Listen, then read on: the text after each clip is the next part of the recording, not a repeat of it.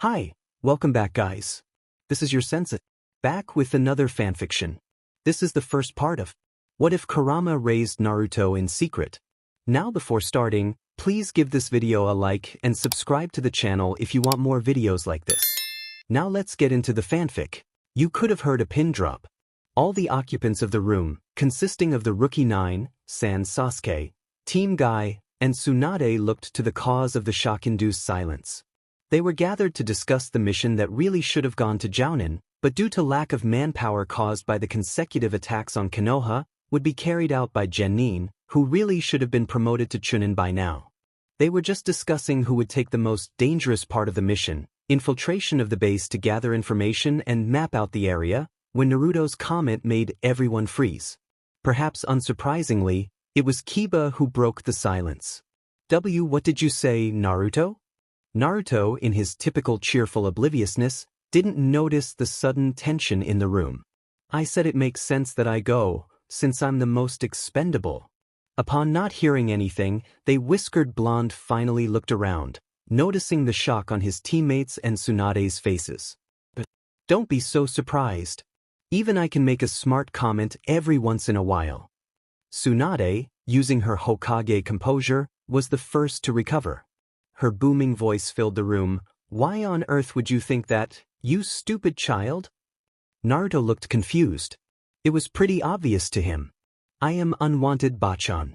He stated as if it were a fact. Tsunade still didn't seem like she understood. Naruto frowned. Did she want him to explain more? It hurt him to think that.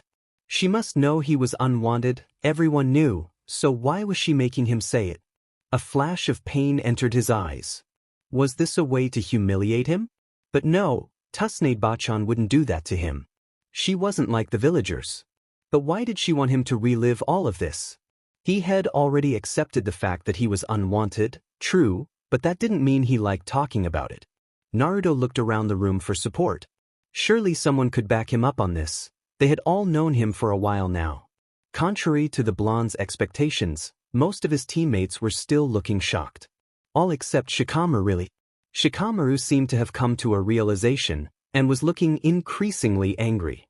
His face was contorted into an ugly grimace, and his previously laid-back posture that screamed, lazy and uncaring, was now tense. The cigarette he was smoking lay crushed in his hand. He reminded Naruto of a cornered animal, ready to lash out at anything that came too close.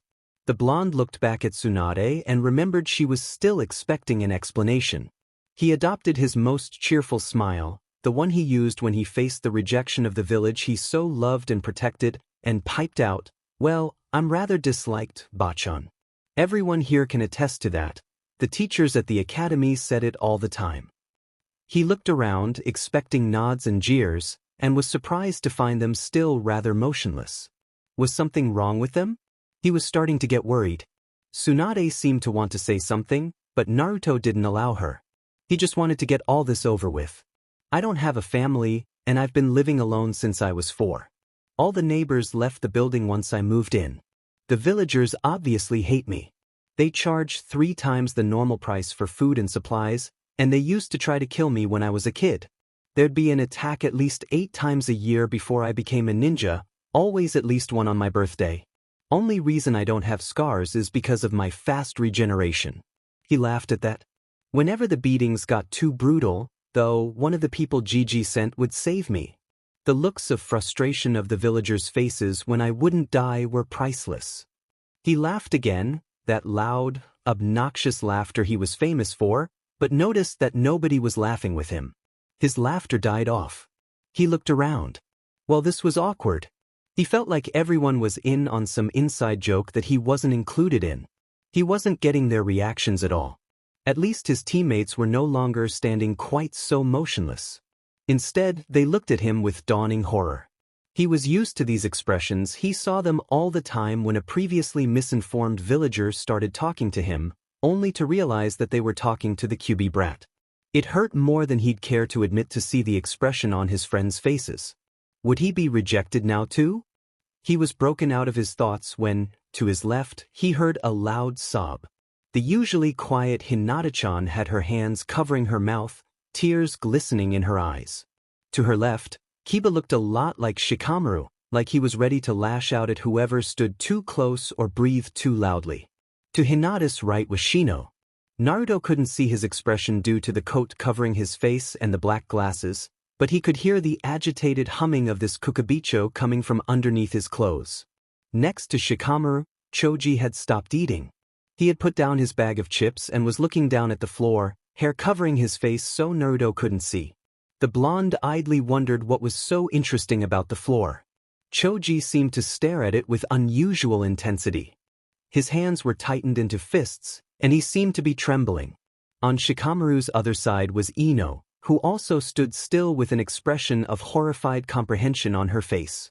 She clutched her sides, as though trying to stop her hands from doing something else. Niji looked at him like he'd never seen him before.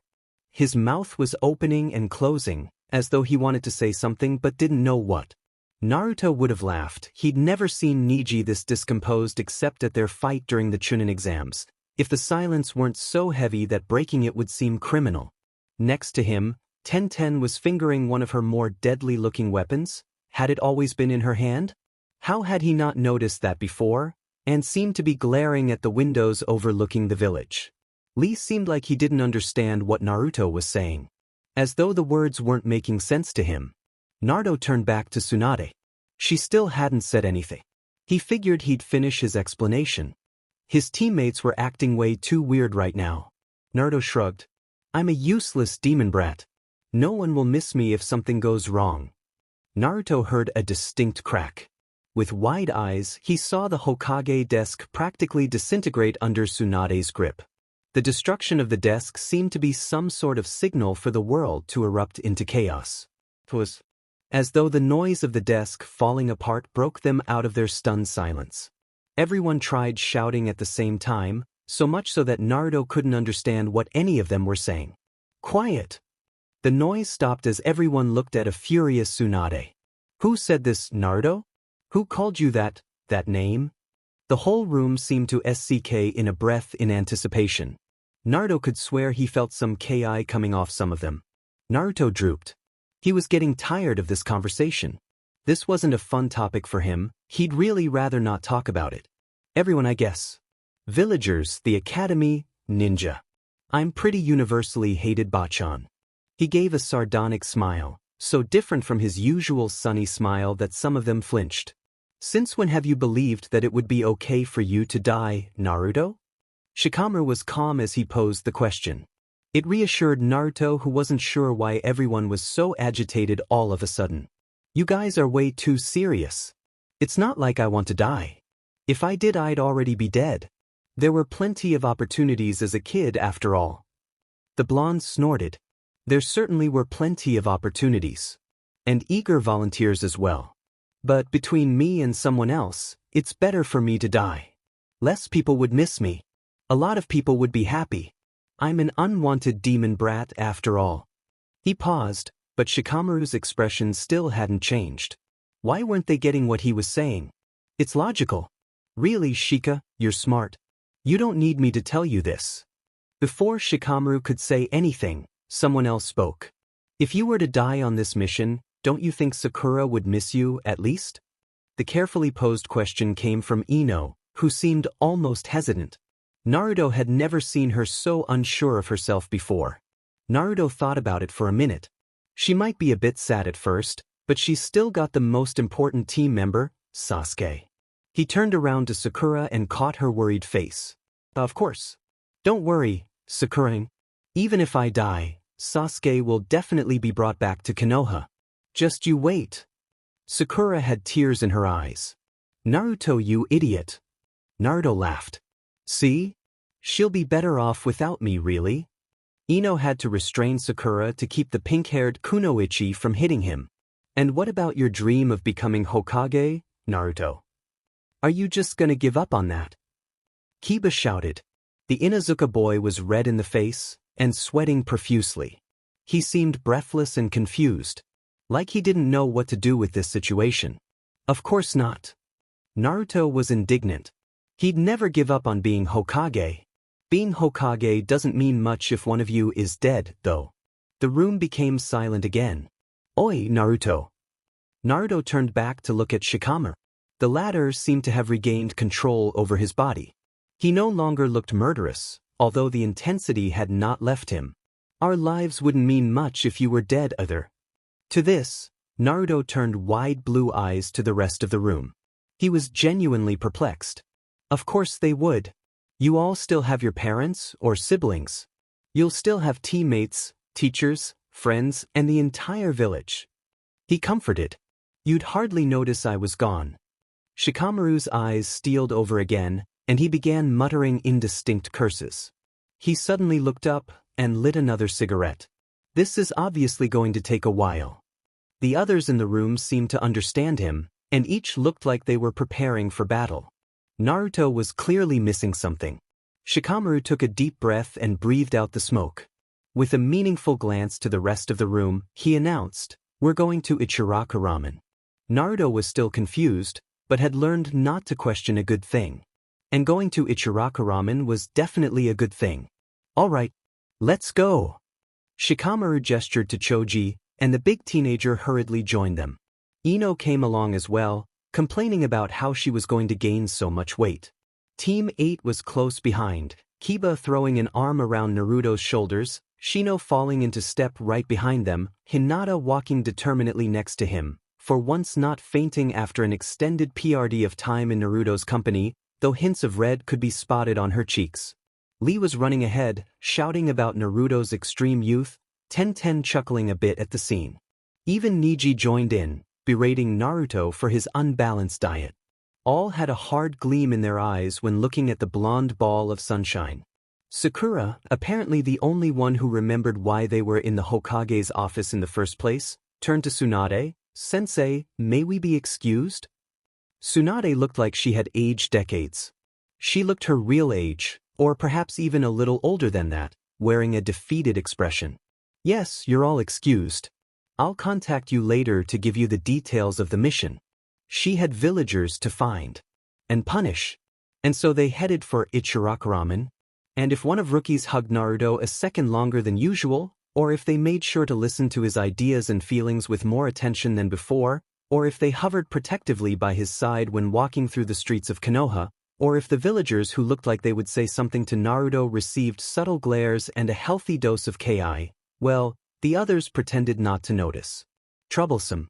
Tsunade was discussing who would take a high-risk infiltration job when the logical choice was clearly Hinata or Neji, who could see past walls and therefore locate potential obstacles or enemies with their Byakugan, or Shino, who could possibly locate the document and determine what path he should take through the use of his Kokokibutsu.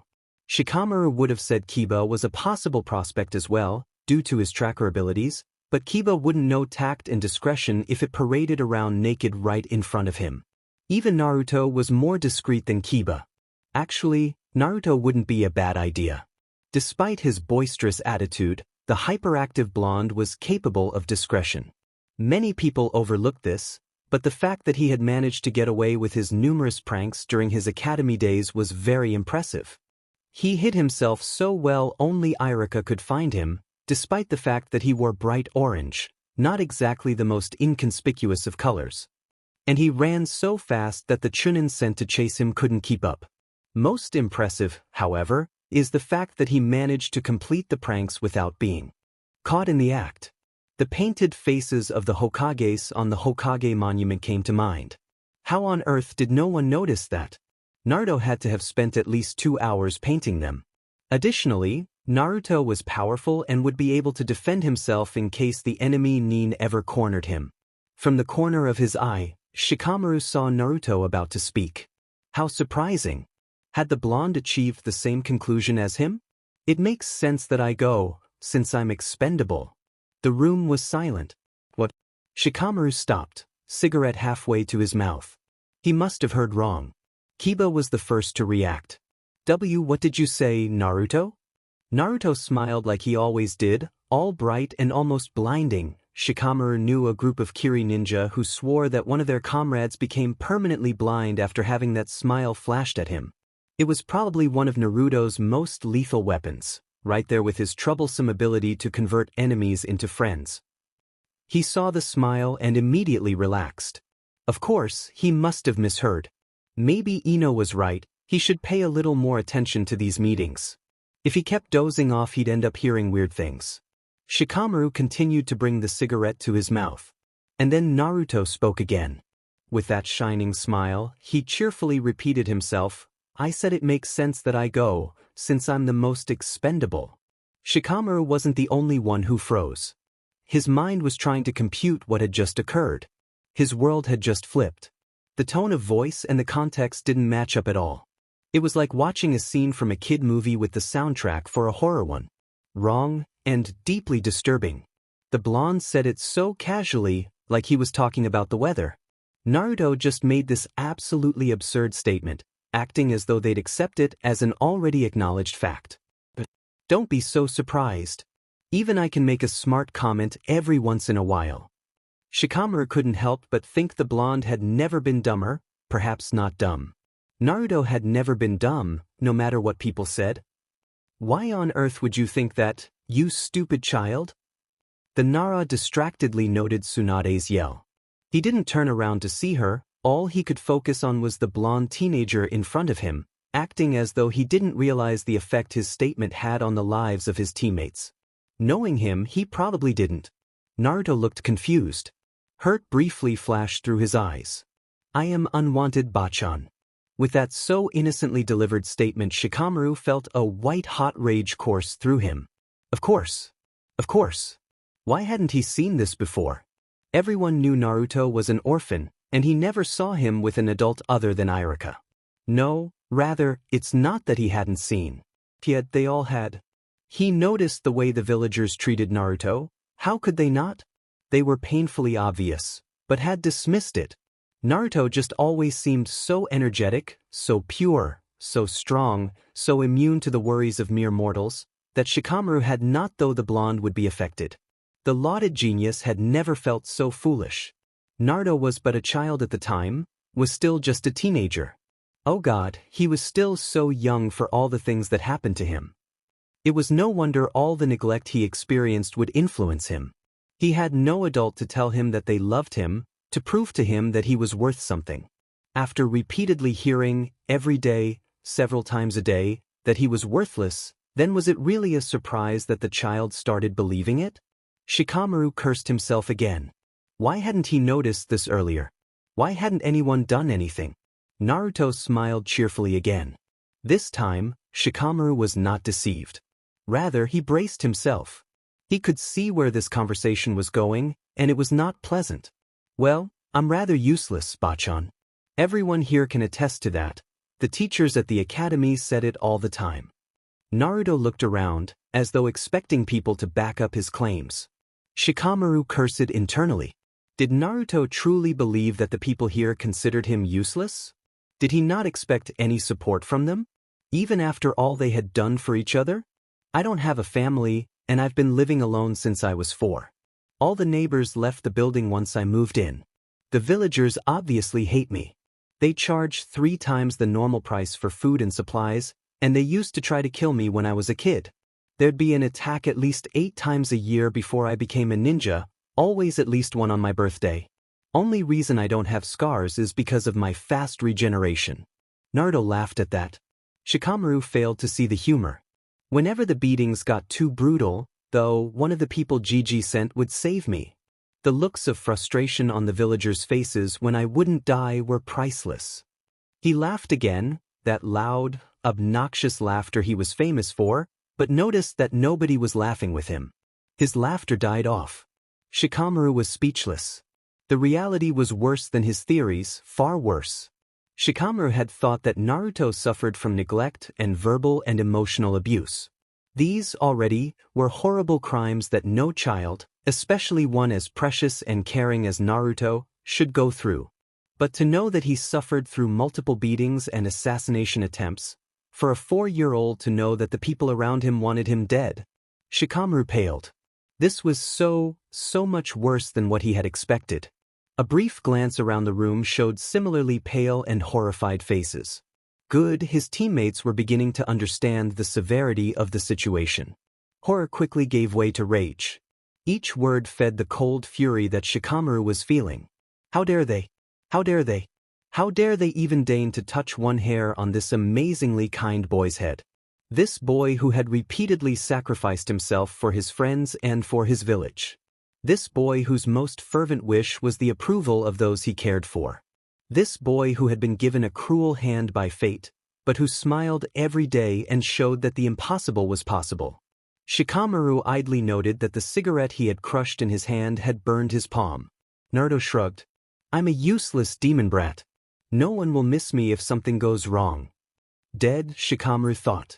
All of those that made this wonderful boy in front of him, his friend, believe in this sheet were dead. A loud crack echoed across the room. The Hokage desk practically disintegrated under Tsunade's grip. Although she hid it well, Shikamaru could detect the slight trembling of her shoulders.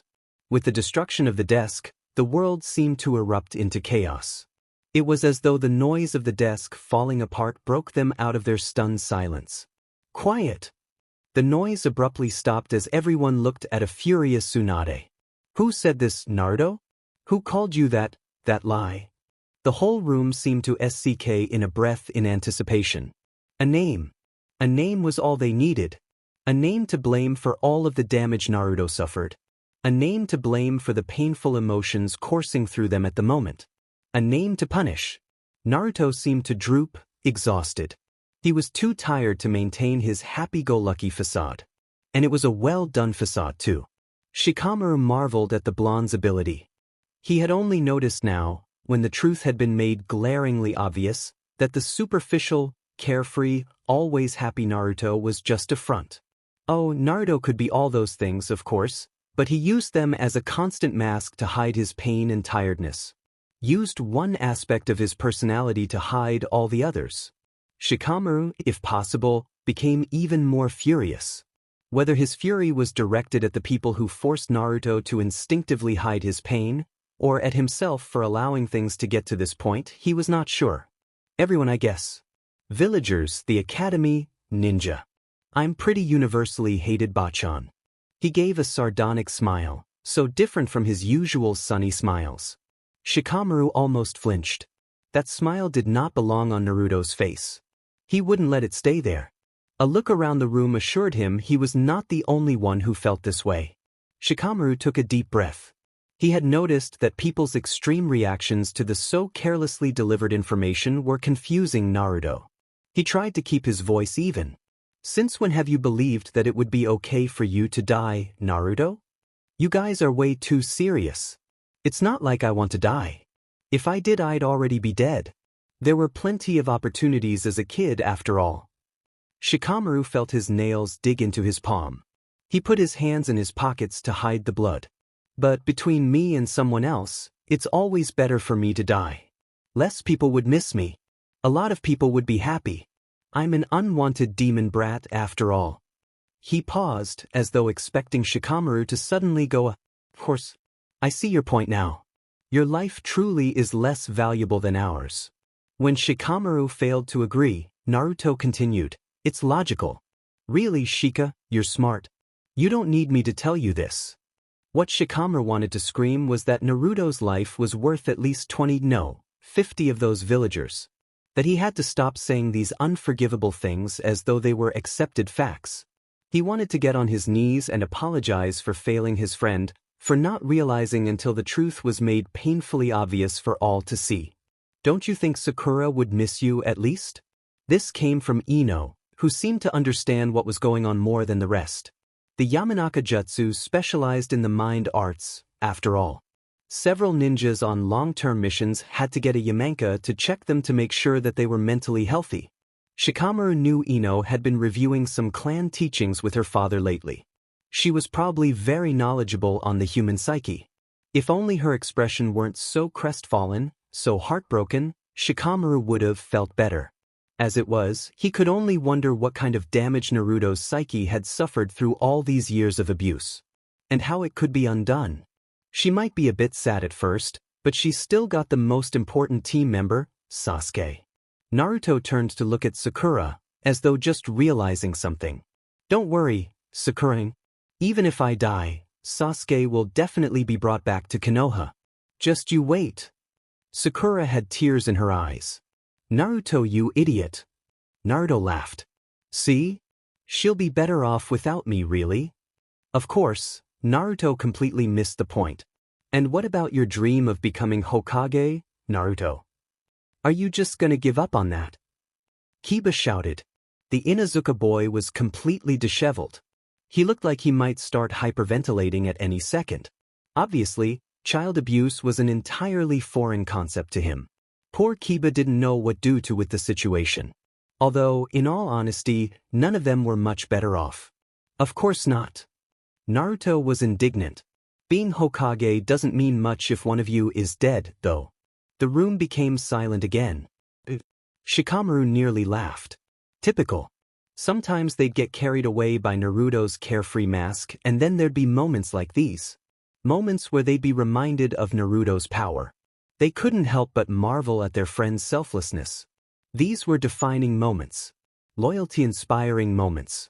Shikamaru felt humbled, and he was sure he wasn't the only one, given the expressions on the others' faces.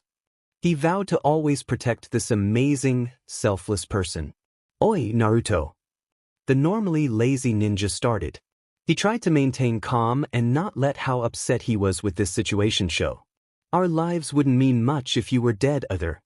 Shikamaru almost expected it when Naruto replied, Of course they would. You all still have your parents or siblings. You'll still have teammates, friends, and the entire village. He comforted. You'd hardly notice I was gone. That was a lie. He'd notice. They'd all notice. Naruto was their beacon. He was their laughter in times of peace and their strength in times of war. He was the one they could place all their beliefs onto, and know that he would carry them effortlessly. No, they'd all notice if he was gone. Konoha would be a darker place without Naruto. Shikamaru's eyes steeled over. He wanted to shout at the blonde shinobi, tell him that that wasn't how things worked. That Naruto's life was infinitely more precious than the lives of those villagers that had forced these twisted beliefs into his head as a child. That he needed to quit this sort of thinking now, right this instant, because it was hurting the people that cared for him. That he wasn't sure if he could take it much longer because every self-deprecating word that came out of Naruto's mouth fed a rage the likes of which Shikamaru had never experienced before. Of course, Shikamaru couldn't say these things. Naruto wouldn't understand if he simply said it like that. Shikamaru sighed. This is obviously going to take a while. Mental healing. Always did, after all. He couldn't hope to convince Naruto of his self-worth in a day. And Naruto probably had a shitload of other emotional scars. Shikamaru didn't doubt for a second that there was more where this twisted sense of self came from. He took out a second cigarette and lit it. Taking a deep breath, he exhaled the smoke. With a meaningful glance to the rest of the room, he announced, We're going to Ichiraku Ramen. Looking at the rest of the teammates as they surrounded him and Naruto, he spotted eyes full of hard determination and a touch of icy rage. Good, they were all on the same page then. This treatment of Naruto would not be allowed to continue. Now that they knew about it, they were going to deal with it. Efficiently, ruthlessly, painfully, the shinobi way. No one would be allowed to abuse Naruto anymore. If any villager so much as looked at the blonde in a way they didn't like, punishment would be delivered. And slowly, day by day, Shikamaru was sure that they'd be able to convince Naruto that he did have a family. People that would follow him through thick and thin, that loved him, that saw all the good that he was capable of. Naruto would never feel unwanted another day in his life. They'd make sure of it. Shikamaru was the genius, not Ino. Ino freely admitted it with no shame whatsoever. Shikamaru was the strategic mastermind as well as the leader of Team 10. She'd never say it out loud, but it was a fact. But damn it, it was Ino who was the most knowledgeable on people. So how had she never seen all of this? She should have noticed that Naruto's cheerful act was just that, an act. She should have noticed that he was suffering from emotional abuse, from neglect. She should have noticed that Naruto's view of others and himself was completely twisted, that his sense of worth was non-existent, and if only she had noticed, she could have done something saved him, punished those villagers. The Yamanaka Jutsu was centered around delving into the brain. It explored the human mind like no other jutsu in existence. Hidden feelings, complexes, instabilities, the Yamanakas could discover them faster than the person that had them in the first place. Her clan's jutsu was often used for interrogation, or to determine whether or not a shinobi was still mentally stable and able to continue his or her duty. As part of her training, Ino studied people. She researched different mental issues, memorized the telltale signs of lying, looked for hints at hidden emotions and thoughts in those around her. Ino prided herself on analyzing people. She constantly observed others, and from them could deduce feelings, thoughts, their relationships with other people. She noticed things. She noticed the obvious things, and she noticed the hidden things that were betrayed by an involuntary twitch or a slight softening of the eyes. But there was so much about Naruto she had not noticed. How Hinata was head over heels in love with Naruto, and his comic obliviousness to the fact. And perhaps she should have realized he was so oblivious because the idea that someone could love him was completely alien to him. The obliviousness suddenly wasn't funny anymore. How Sakura was always trying to compensate for being the weakest member of Team 7, and her struggle to keep up with the obscene powerhouses that were Sasuke and, most notably, Naruto. Truly, Naruto was ridiculously strong. She forgot that, sometimes, when he wore his carefree and silly mask. How Choji offered Naruto chips, a sign of everlasting friendship for an Akimichi, on days where the latter was particularly sad or subdued. She shouldn't have dismissed Naruto's sad days as having petty reasons behind them. She now realized that he was not sad because of low grades or because he was rejected by Sakura. How Kiba took care to be even louder and more annoying than usual whenever Naruto was quieter. She recalled a day where Naruto had entered the academy classroom without his usual fanfare, silently making his way to his seat with his head down and eyes to the floor, and Kiba had ambushed the poor blonde and sent them tumbling onto the ground, inciting a shouting match between the two and rekindling Naruto's liveliness. She should have noticed how Naruto always seemed more comfortable with Akamaru, Kiba's dog, than with any of his human classmates. How Naruto, despite his brash nature, always avoided crushing Shino's Kakeichu when he went to touch the stoic Aburame. And how Shino respected Naruto for it in return. How could she have ever thought that someone so subtly careful and considerate was nothing more than a happy-go-lucky orange child who knew nothing of the pains of the world? How Naruto, despite calling him bushy-brows, always had the utmost respect for Lee's ambition. He resolutely supported Lee, and even called him rival. She knew now that Naruto had never received support and respect from anyone. It was what he most dearly wished for. How Shikamaru treated Naruto with added consideration. Despite acting foolish, Naruto secured Shikamaru's attention. Ino knew that Shikamaru himself hadn't even noticed how his eyes followed Naruto wherever he went, intrigued and strangely protective. She should have realized Shikamaru would never have given Naruto so much of his attention if the orange-clad blonde were only a troublesome kid. How Neji treated Naruto with extra respect and an almost reverence, as one would an admired superior. The way his eyes would suddenly tighten with resolve when he looked at the blonde, evidence of his desire to one day pay back his debt to Naruto for saving him from himself. Naruto always did have the uncanny ability to inspire admiration and respect. How Tenten always did small things for Naruto, saving him an extra sweet or listening extra attentively to him when he spoke. Ino knew that it was done out of gratitude and respect for Naruto's help in curing Neji of his fatalistic attitude.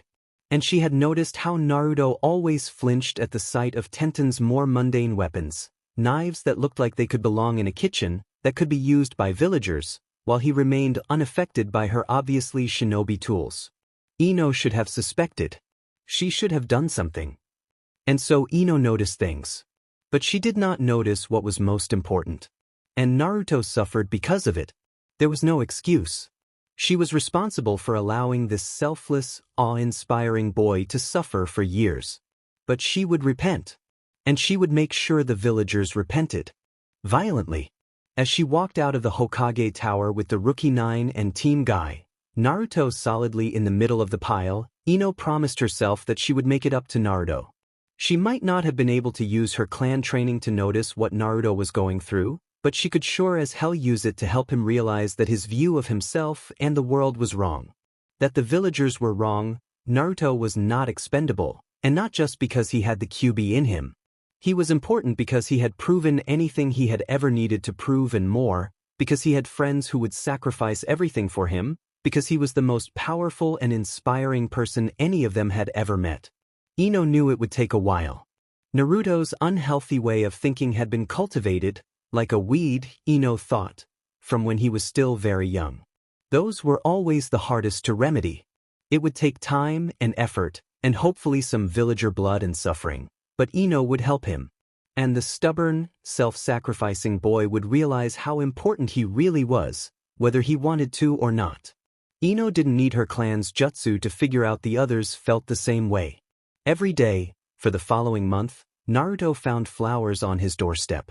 He received jasmines, love, for she was his family now and family loved each other, agrimony, thankfulness, for having become the person he is despite everything, arborvitae, everlasting friendship, for she would never abandon him, Canterbury bells, gratitude, for everything he has done for them, brooms, humility, for she was humbled by his strength of will, borrages, courage, for she always felt braver when she was with him, heliotropes, devotion, for she was devoted to helping him, always, coreopsis, always cheerful, for she hoped his happy and carefree act would no longer be an act, stars of Benthlehem, atonement, for she had to atone for not realizing, for allowing him to suffer, gladiolus, conviction, for his never failed to awe her, and hers was now to always support him, as well as many others.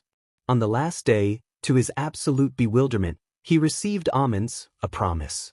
A promise that she would never, ever fail to notice again. She will always be there for him. They all will. Niji was mortified.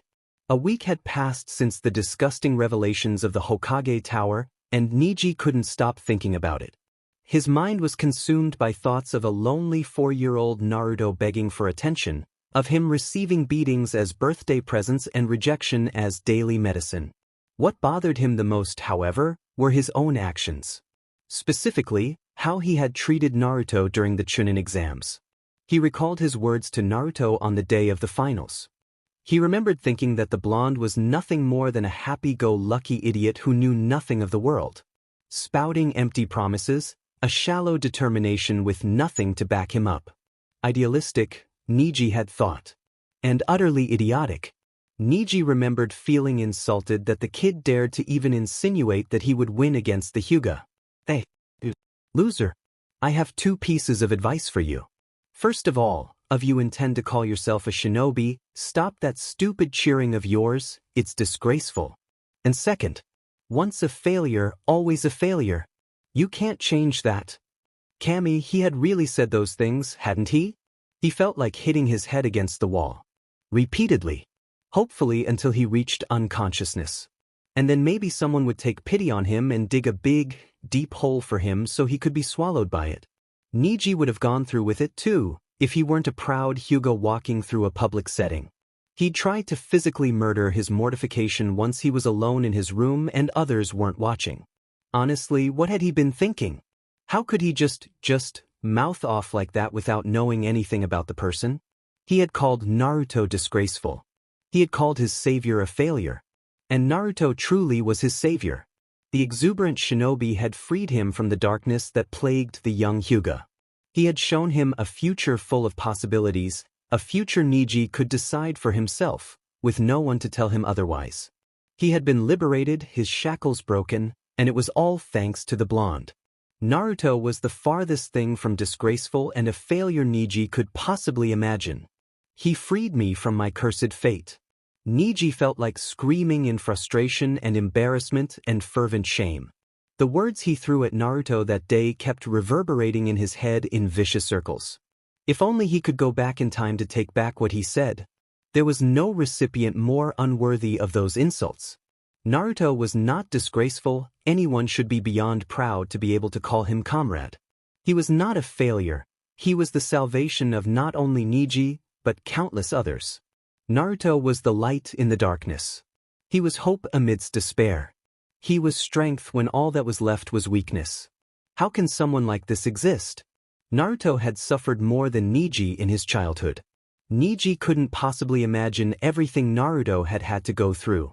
Yet, while Niji had become a broken, hateful person, Naruto had shouldered his own pain and became someone others could look to for inspiration. Naruto overcame his childhood suffering, despite it still having lingering effects, wishing to help the world instead of resenting it as the Hyuga had. Niji sometimes felt unworthy of even standing next to him. Naruto was larger than life, at times. And this beacon of light, of hope, of strength, had suffered for years. Had been abused ever since he was a child. At the hands of people who didn't even deserve to lick the soles of his feet. Niji's mortification was quickly replaced by anger. These two seemed to be the only emotions he could feel this past week. Oi Niji! If Niji saw even one disrespectful movement from the villagers directed towards Naruto, he'd do unspeakable things. Things the likes of which even the torture and interrogation team had never seen. Things that would forever make the villagers tremble at the mere thought of doing anything to harm Naruto.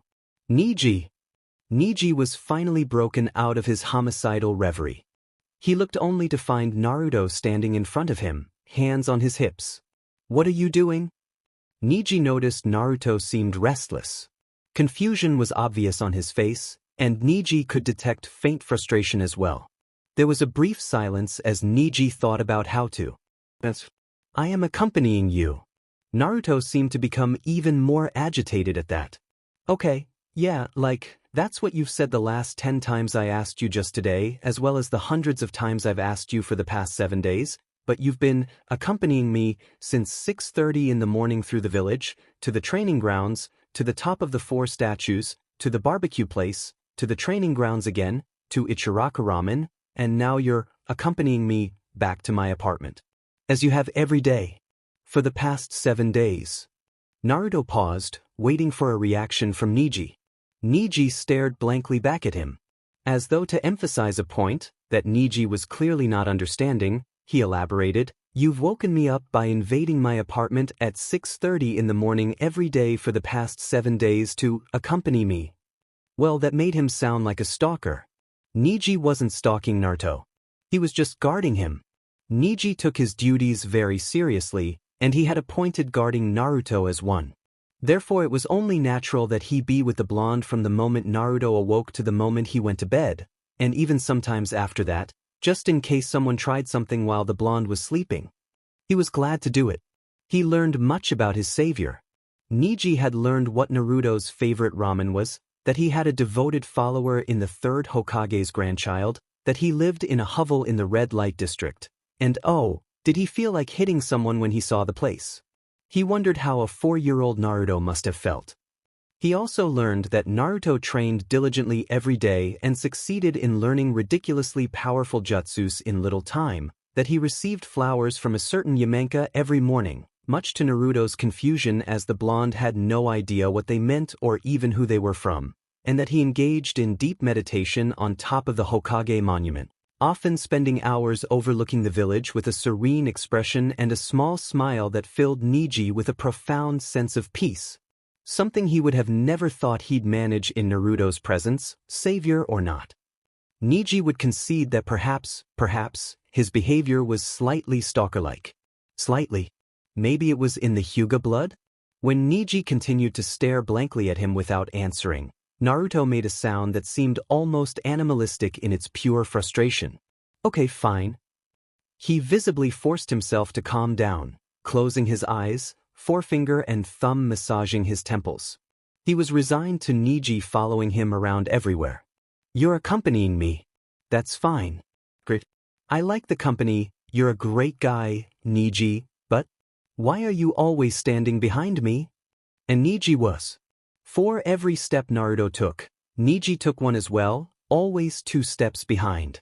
When Naruto took a step back in order to stand beside Niji, Niji would take a step back as well, maintaining the 2 steps distance. He was following Naruto like a subordinate would follow his superior. The way the Jounin commander or Anbu captain respectfully stood behind the Hokage. Naruto would have been flattered if he wasn't so utterly bewildered. Through it, Niji wanted to convey his deep respect for Naruto. He owed Naruto everything after all. Simultaneously, the act served as a warning for the villagers that messing with Naruto meant messing with the Hyuga genius, then all the better. Because I wish to. Niji finally answered the question. The sigh Naruto gave in response was both fond and exasperated. You know, Niji, he started. You don't have to stand behind me. You don't answer to me, in fact, we both answer to the same person. You can stand beside me. Niji was entirely unprepared for the blinding smile that was flashed his way. Truly, that thing was a weapon. After all, we're friends, right? Unbeknownst to Naruto, his question had just worsened his situation. Niji might never stand beside him again. His respect for the blonde was too great. The Hyuga was once again overcome with admiration for Naruto. He is so powerful, so selfless.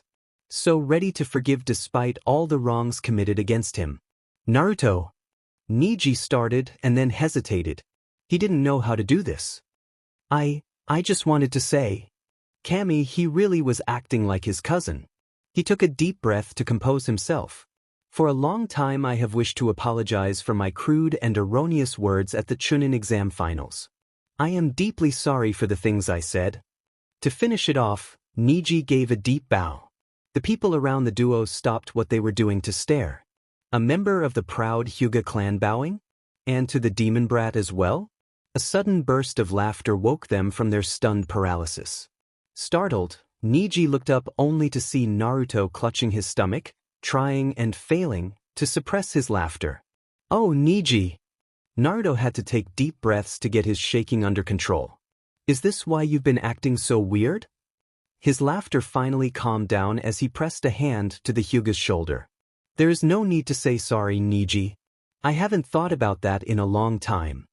He looked into the Hyuga's pupilless eyes and Niji almost drowned in sky blue. You're a different person now. I'm proud to call you my friend. The Hyuga stood dazed for a moment. Truly? Just like that? I'm forgiven? But Naruto said it with such earnestness that Niji couldn't help but believe it. He would always regret his words on that day, but they would no longer haunt him as they had for the past week. Niji smiled. It was moments like these that made him think that Naruto's dream of becoming Hokage wasn't so far away after all. Naruto truly was an amazing person. Niji would follow him until death. Well then, laughing like that made me hungry again. Naruto suddenly burst out, wide grin in place. Already walking towards the restaurant, he shouted, Forget the apartment, I'm heading back to Ichiraka Ramen. Very well, Niji replied, starting after the blonde, a respectful two-step distance from him as always. I shall accompany you. Shino was at a complete loss. He prided himself in his logic. He recognized both his strengths and his weaknesses objectively. He was proficient at his clan's jutsu, at tracking, at maintaining a cool head. He was not proficient at dealing with other people. He was most especially not proficient at reassuring others or being comforting in any shape or form. Usually, Shino would have accepted these facts and moved on to the next problem. He knew that both of his teammates, Kiba and Hinata, were more adept at dealing with emotional matters than he. They could take care of it in his stead, and he would focus on something he would be of more use at. It was a logical and efficient distribution of resources. Usually, this is what would have happened. But nothing was usual about this case. Despite his lack of interpersonal skills, Shino sincerely wished to express his sympathy for Naruto's past, personally. He wished to comfort him, to alleviate the blonde's burden, even if by only a fraction. He wished to ensure that Naruto was aware that he could call on the Shino at any moment, and the Aburame would be there. It was a novel experience for Shino. Usually, Shino was one of the best at analyzing a situation without the bias of emotion. So why was he so constantly consumed with rage? Ever since he had heard Naruto's unwitting revelations, all he could feel was a fervent and utterly illogical desire to hurt, maim, kill the bastards Wodiths. Usually, Shino could push past the emotion to make the best, most rational decision. Hinata was oftentimes too compassionate to do so, and Kiba was entirely too reckless and emotional. As such, rational decision-making was a skill he had cultivated through the years of being on team, and yet, that skill completely escaped him at the moment. And so Shino was at a loss. He was bereft of his usual cool-headedness, consumed with rage and the intense desire to comfort a friend, despite it being one of his weakest attributes. He used several logical arguments to attempt to convince himself otherwise, but they were fruitless. Shino needed to help Naruto somehow. No man should bear the burden Naruto did alone. And what a burden it was! Shino was no stranger to rejection. Ever since he was small, he was often considered that creepy bug kid, and the image had not completely dissipated with the passage of time. Shino was not bothered by such things. In the academy, he analyzed the children who called him creepy and rejected him, and judged most of them to be incompetent. True ninja would not be bothered by his methods, so long as they were useful. He deemed them unworthy of his time and efforts. Shino knew that, as with the Aburame before him, his teammates and the Konoha Nin as a whole would learn to appreciate his bugs when in battle, and that the others would recognize and accept him eventually. Shino could admit, however, that a large part of being able to judge these things so steadily and accept them was having a family to support him once he came back home alone again. There was an odd ache in his chest when Shino realized that Naruto did not have such a luxury. The blonde dealt with a worse form of rejection than the Aburame, yet managed to overcome it without the aid of a family or even friendly acquaintances. It was a feat worthy of admiration. Shino concluded that Naruto should hastily be reminded that there were those that would now support him. That the entire world could reject the blonde, denounce him a demon, and his friends would not care. They would become his family and support him the way he should have always been supported. And then they would proceed to cheerfully murder those that had dared to insult Naruto. Shino would personally grant them a gruesome death via Kukeichu. He was allowing his emotions to dominate his thoughts again. Truly, how unusual. He supposed this was one of the reasons Naruto was the #1 most unpredictable ninja. Unusualness seemed to follow him. But first, Shino had to find him. Shino found the subject of his search, and the source of his unusual emotions, sitting cross-legged on top of the Hokage monument. Much to Shino's surprise, it would have been astonishment, but such strong emotions typically eluded him. The fervent rage he felt at Naruto's treatment was unusual, as everything else about this situation. Naruto appeared to be meditating. Shino was struck by how powerful Naruto looked, sitting cross-legged at the edge of the monument. There was something about his posture, or his expression, or perhaps his mere chakra presence, which calmed Shino from his unusually turbulent emotions. For some inconceivable reason, Shino felt reassured by the sight. It felt like home, like strength, like an uncontrollable force of nature, as big as the sky, both threatening and welcoming. Shino felt he could stare at the orange-clad ninja for hours and not get tired. Eventually, Naruto opened his eyes. Shino realized he had simply stood staring at Naruto for the past 40 minutes. How unusual! Shino moved to announce his presence, but was once again brought to a halt by the image before him. Naruto was overlooking Konoha, the village that had shunned him and rejected him, with a small, peaceful smile on his face. For some reason, seeing Naruto like this filled Shino with warmth and anger. They did not deserve such a kind smile. It was this village and the people in it that made Naruto suffer throughout all these years. That warped his sense of self-worth. That made him think he was expendable. Shino was quickly reminded of his purpose for coming here. Schooling his visage into its usual stoic expression, at least one thing should remain constant, or Shino feared he might lose himself. Shino called out to him. Naruto! Naruto looked up, serene expression gone, and in its place one of surprise at seeing Shino there. Cease such thinking immediately. You are not expendable. Because you have friends who care for you deeply and would mourn your loss. Shino, what are you talking dash? Your thinking of yourself as expendable therefore makes said friends sad. It makes us act in ways that are most uncharacteristic, my present self as an accurate example. Because we worry for you and rage at the past that you have had. We wish to spend more time with you. Because we wish to prove to you that we would all heavily mourn your loss should you perish. Or get injured. Physically or emotionally. Neither are acceptable. Shino progressively got more agitated. He was irritated with himself. He may not have been good at understanding emotions, but even he could tell that he was making little to no sense. Naruto would not understand what he was attempting to convey. This was a foolish endeavor. He knew that he was not adept at communicating his emotions, or thoughts related to emotions. He should have continued to simply protect Naruto from afar, leaving the actual comforting and emotional helping to people like Ino, who dealt with emotions and the mind. Every day through her clan training, Kiba, who seemed to understand Naruto's actions and had no problem at all in loudly announcing his feelings, or Shikamaru, who was a genius and had a strangely close bond with Naruto. Even Hinata, despite her stuttering, would have been better. She had a soothing quality to her person that would have doubtlessly aided Naruto.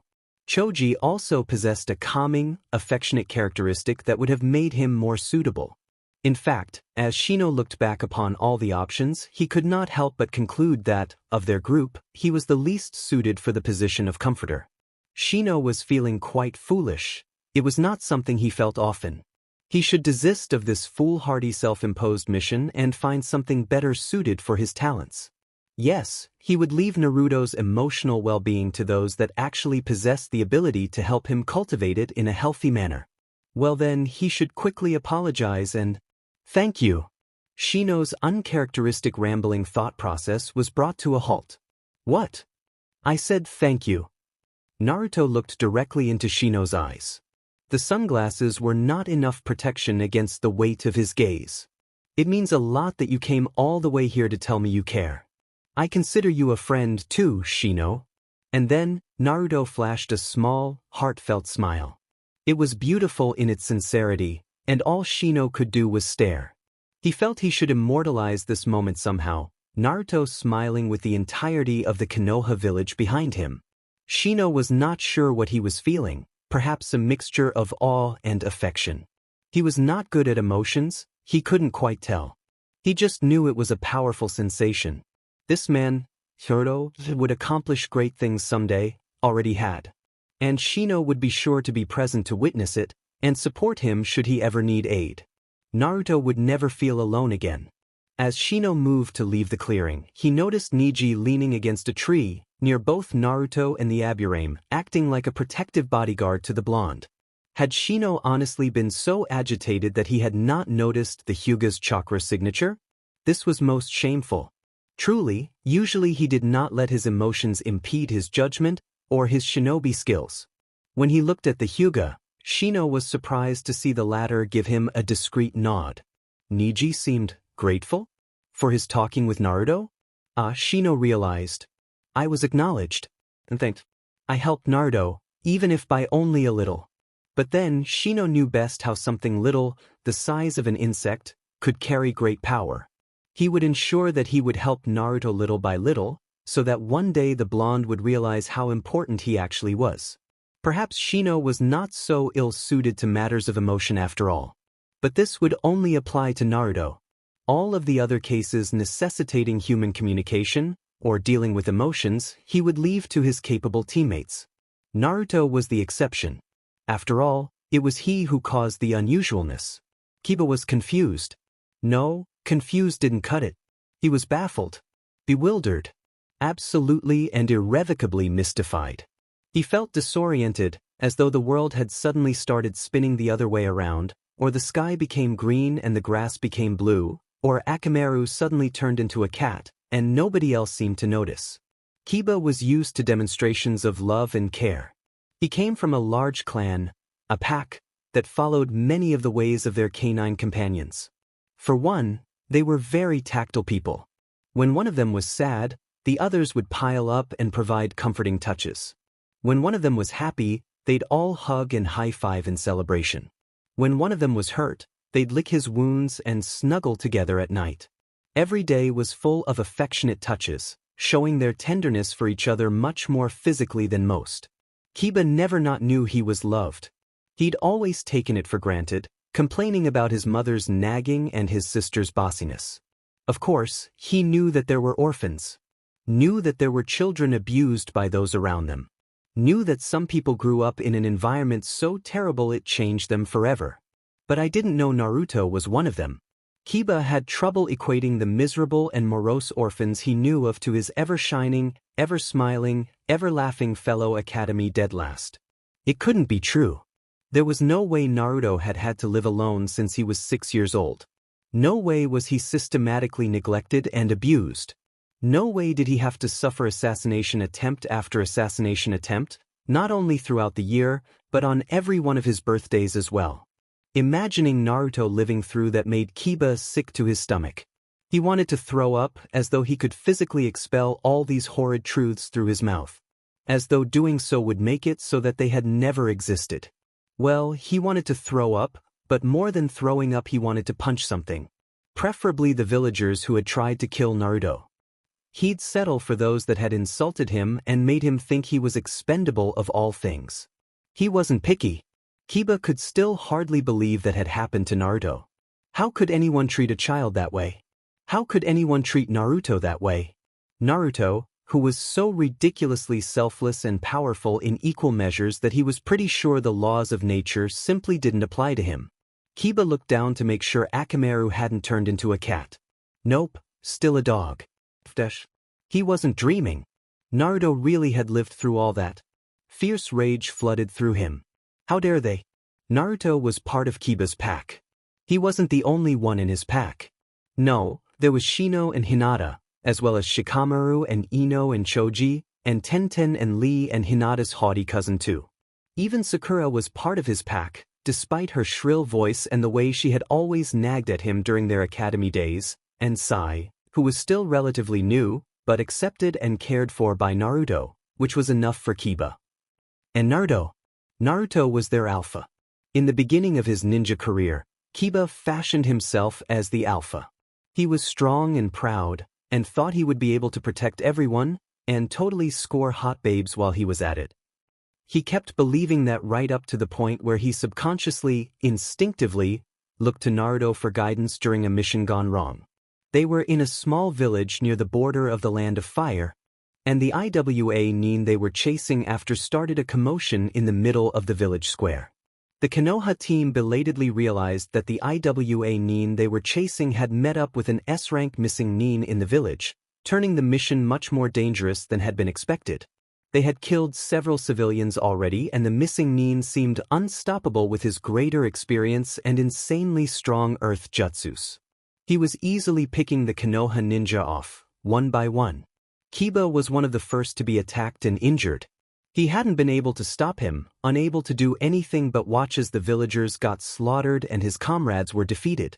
Just as people seemed about to lose all hope, Naruto had bravely stood in front of them, a human barrier between the missing Nin and the Konoha ninja.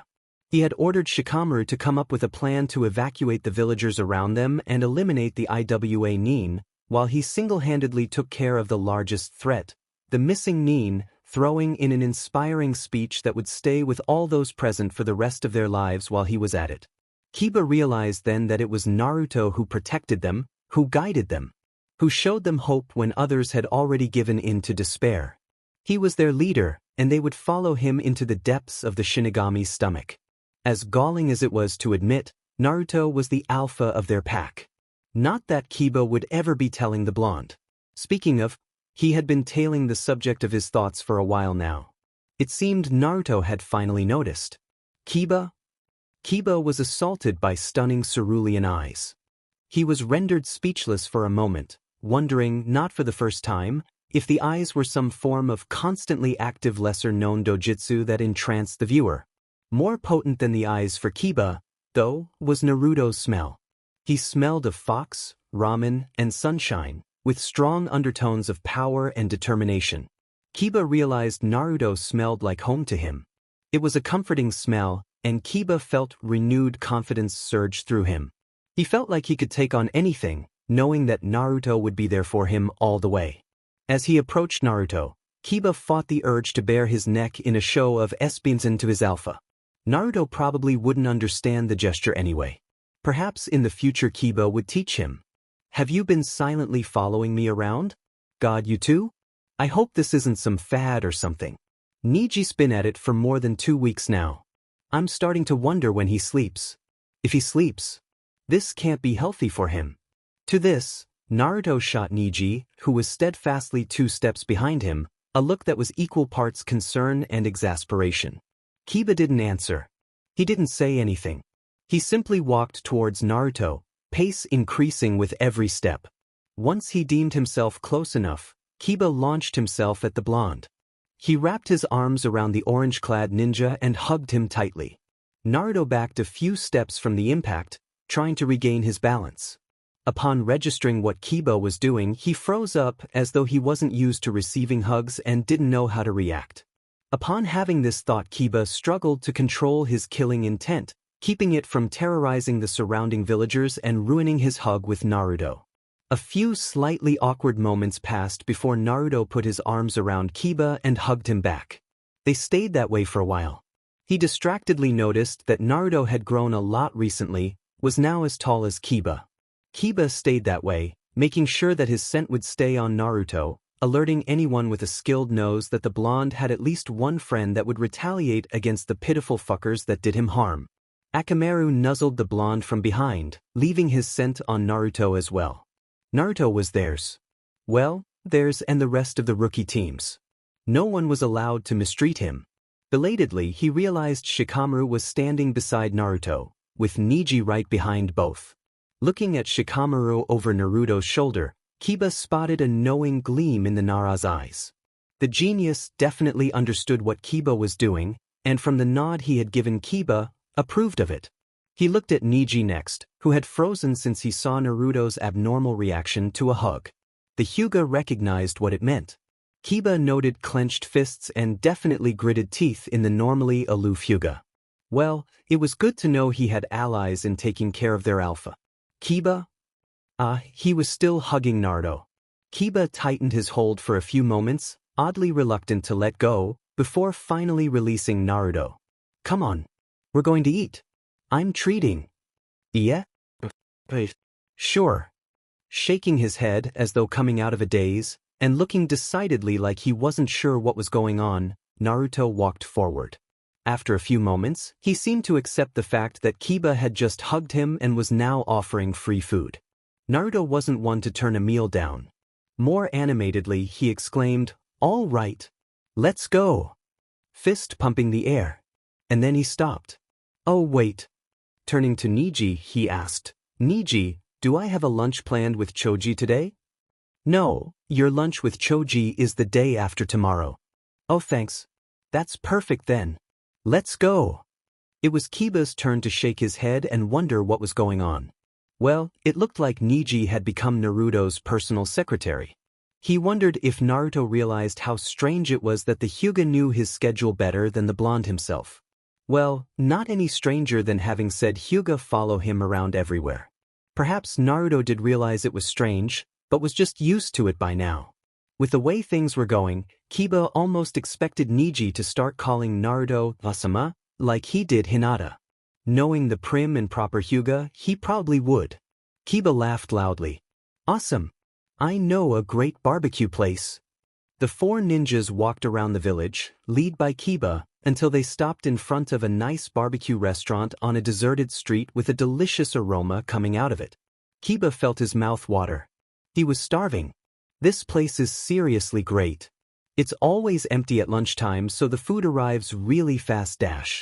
He was interrupted by Naruto's uncharacteristically quiet voice. "Kiba, maybe we should go somewhere else." Kiba really should have realized something was wrong when he saw Shikamaru's eyes narrow at Naruto's hesitant tone. But Kiba was oblivious. He blamed it on the hunger. Kiba opened the door to the almost empty restaurant, mind already focused on the sweet smell of meat coming from inside. He turned and smiled brightly at Naruto, 1 foot already through the door. "What are you talking about? Their ribs here are amazing. I swear you're gonna love it." "Oi, Kiba what are you doing here?" Kiba turned to find the owner of the restaurant standing in the entryway. He had probably come out upon recognizing Kiba to greet him. The Inuzuka were their second biggest patrons, after all. Right after the Akimichi. For a second, Kiba thought the man was talking to him. But then he noticed that the owner's hateful gaze was directed solely at Naruto. There was a sinking feeling in Kiba's stomach. "We don't serve demon scum here." Kiba watched as, before his eyes, Naruto wilted. He hunched in on himself a little bit, not enough for a civilian to notice, but all too obvious for shinobi who were trained to study the body's movements. Kiba watched, horrified, as something in Naruto's eyes died. And it was like a kick to the gut. Before he could say anything, do anything to wipe that look from the blonde's face, though, Naruto had righted himself, giving the owner a smile so wide his eyes closed. Naruto rubbed the back of his head sheepishly. When he opened his eyes again, they were no longer the bright cerulean of open skies Kiba had come to adore, but a dull blue similar to murky water. This fake happy expression was so realistic Kiba wouldn't have thought anything was wrong had he not seen the sudden shift himself. Kiba clenched his fists as he realized that the expression was so convincing because Naruto had had to do it thousands of times. Had to smile through his pain thousands of times. Kiba grew furious. Sorry, owner-san. I was just on my way dash. Naruto, shut up. Kiba roared. If there was a brief flash of hurt that appeared in Naruto's eyes at the shout, it was quickly eliminated as Kiba continued, you don't have to apologize to this BSTRD. Before Naruto could blink, Kiba rounded on the restaurant owner. And you? What did you just call my friend? This amazing man who has sacrificed so much for the village, sacrificed so much for its ninja, for its civilians, for stupid, ungrateful people like you. You bastards should be honored to even talk to him. The owner seemed genuinely baffled that someone was coming to Naruto's defense. Inuzuka-san, you must be mistaken. It is nothing but a demon that refuses to die. The confusion was soon substituted by misplaced sympathy. Kiba felt like punching the man. I see that it has deceived you. That is the way of a demon. But virtuous ninja like you should not associate with it. Then, in almost a whisper, but still audible to all those around, he sealed his fate. Do not worry, many of us have been taking measures to eliminate it. Soon, you shall be released from its hold. Kiba could barely think. He had been stunned to silence all throughout the owner's speech by the sheer ignorance in his words. That last statement roused him from his shock-induced paralysis, however. This was one of the men that had tried to assassinate Naruto when he was still just a child? Kiba then realized the very much present tense of the owner's last sentence. They were still planning on killing Naruto. Something in Kiba exploded. You lunatic. He gripped the owner's neck and lifted him off the floor. You were one of those that tried to kill Naruto as a kid? When he was 10? When he was 8? When he was 6? Every sentence was punctuated by Kiba smashing the owner into the wall of his own restaurant. Naruto isn't UBC, he's a person. He bleeds like a person. He feels like a person. He hurts like a person. And he's a person 1,000 times better than you're cowardly but could ever even hope to be. Another smash. Blood leaked out of the owner's mouth. And now he's got friends who will defend him to the death. You touch a hair on his head, we'll kill you. No, we'll mess you up so bad you'll wish you were dead. And then we'll kill you anyway. Smash. If you think you can get away with that kind of shit, then you're even dumber than I thought. Kiba was panting from shouting so much. By the end of Kiba's threats and accompanied smashing, the owner was almost ready to lose consciousness. No, you don't, you little shit. You don't get to go to sleep right now. You still have to suffer a lot more for what you did. Out of the corner of his eye, Kiba saw Shikamaru make a move. Kiba knew that technically ninjas weren't allowed to attack civilians unless it was in self-defense, but he didn't care. This BSTRD needed to pay. He was sure Tsunade, whom everyone knew viewed Naruto as a grandson, would overlook it just this once. Don't try to stop me, Shikamaru. He deserves to be beat the F up. And who said I was going to stop you, Kiba? Kiba let go of the owner in his surprise. The man crashed to the floor, heaving large gasps of oxygen and trembling all over from the intense killing intent he had been subjected to. He looked pathetic. Kiba ignored him and turned around to look at Shikamaru. The usually slouched Nara was standing up straight, firm, and intimidating. If the posture didn't already indicate the genius aggressiveness, then his eyes eliminated all doubts. In Shikamaru's eyes was a blazing inferno of fury and hatred that spelled death for all who caused it.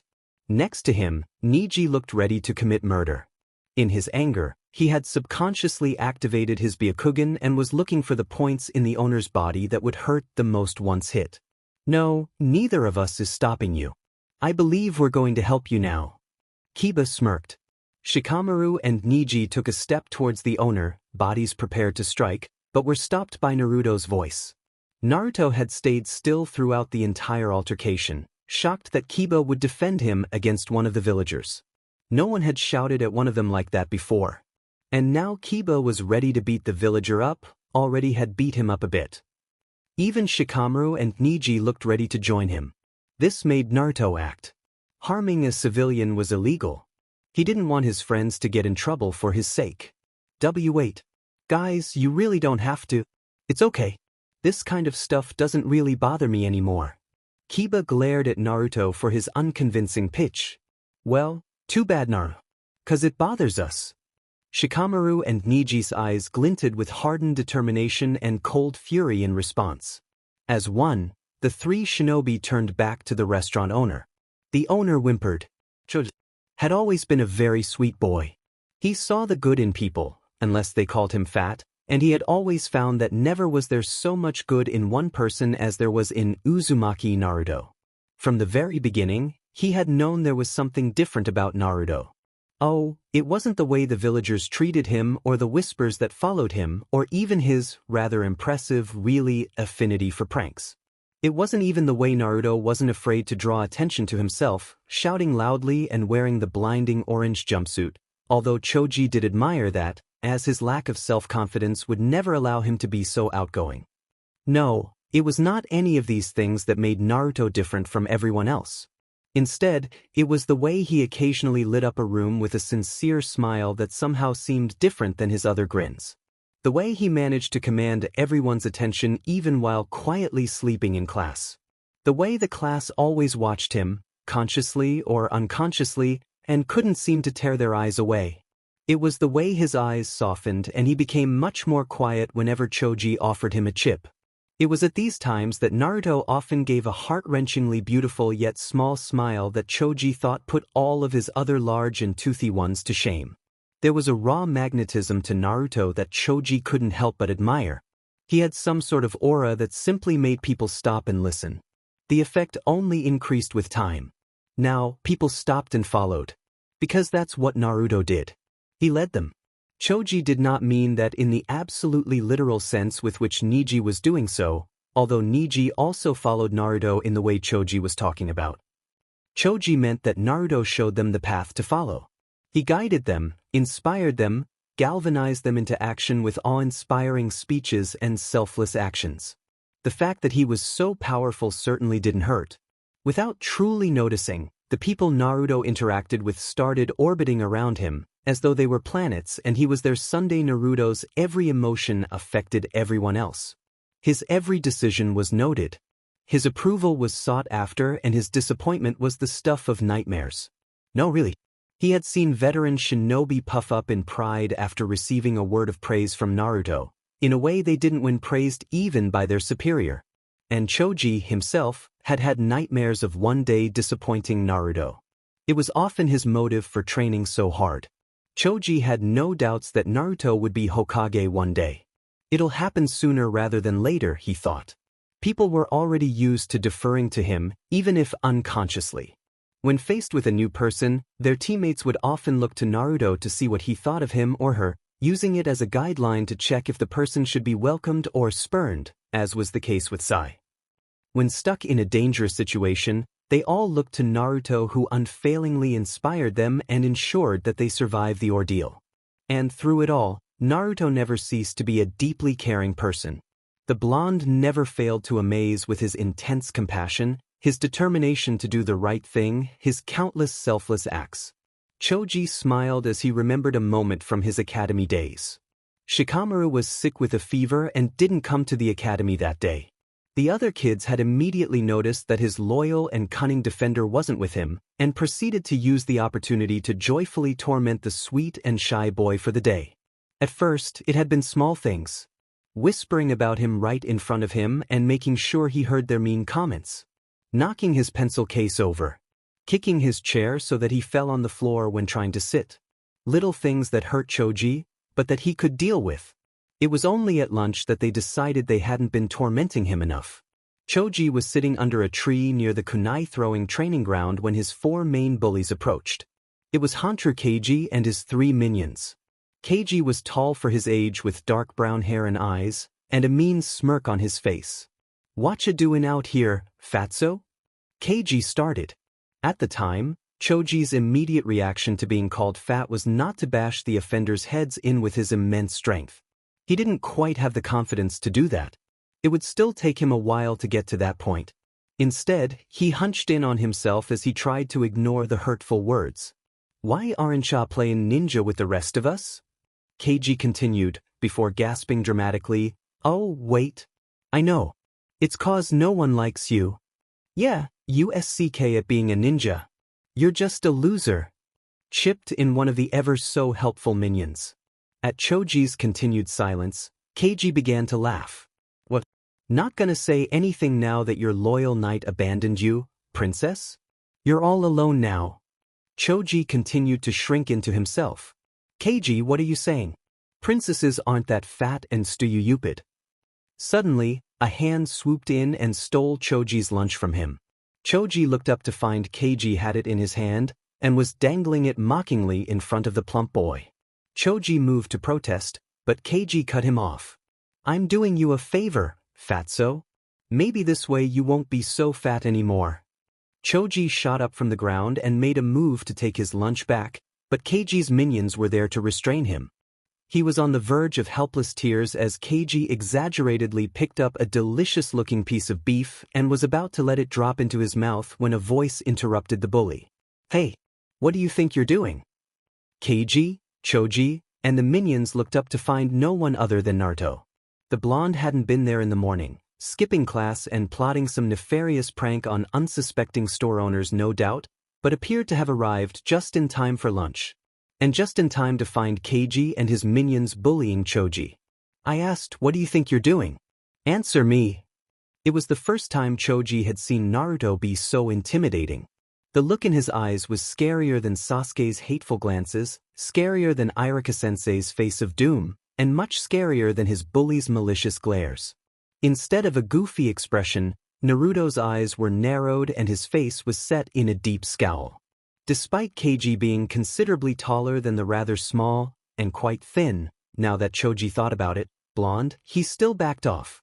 There was just something about Naruto that said that, despite his being dead last, you did not want to get into a fight with him. "We weren't doing nothing. Just fooling around." Keiji justified. He couldn't explain the sudden fear he felt as the subject of Naruto's anger. He just knew he had to get out of there. "Yeah. Then give Choji back his lunch and scram.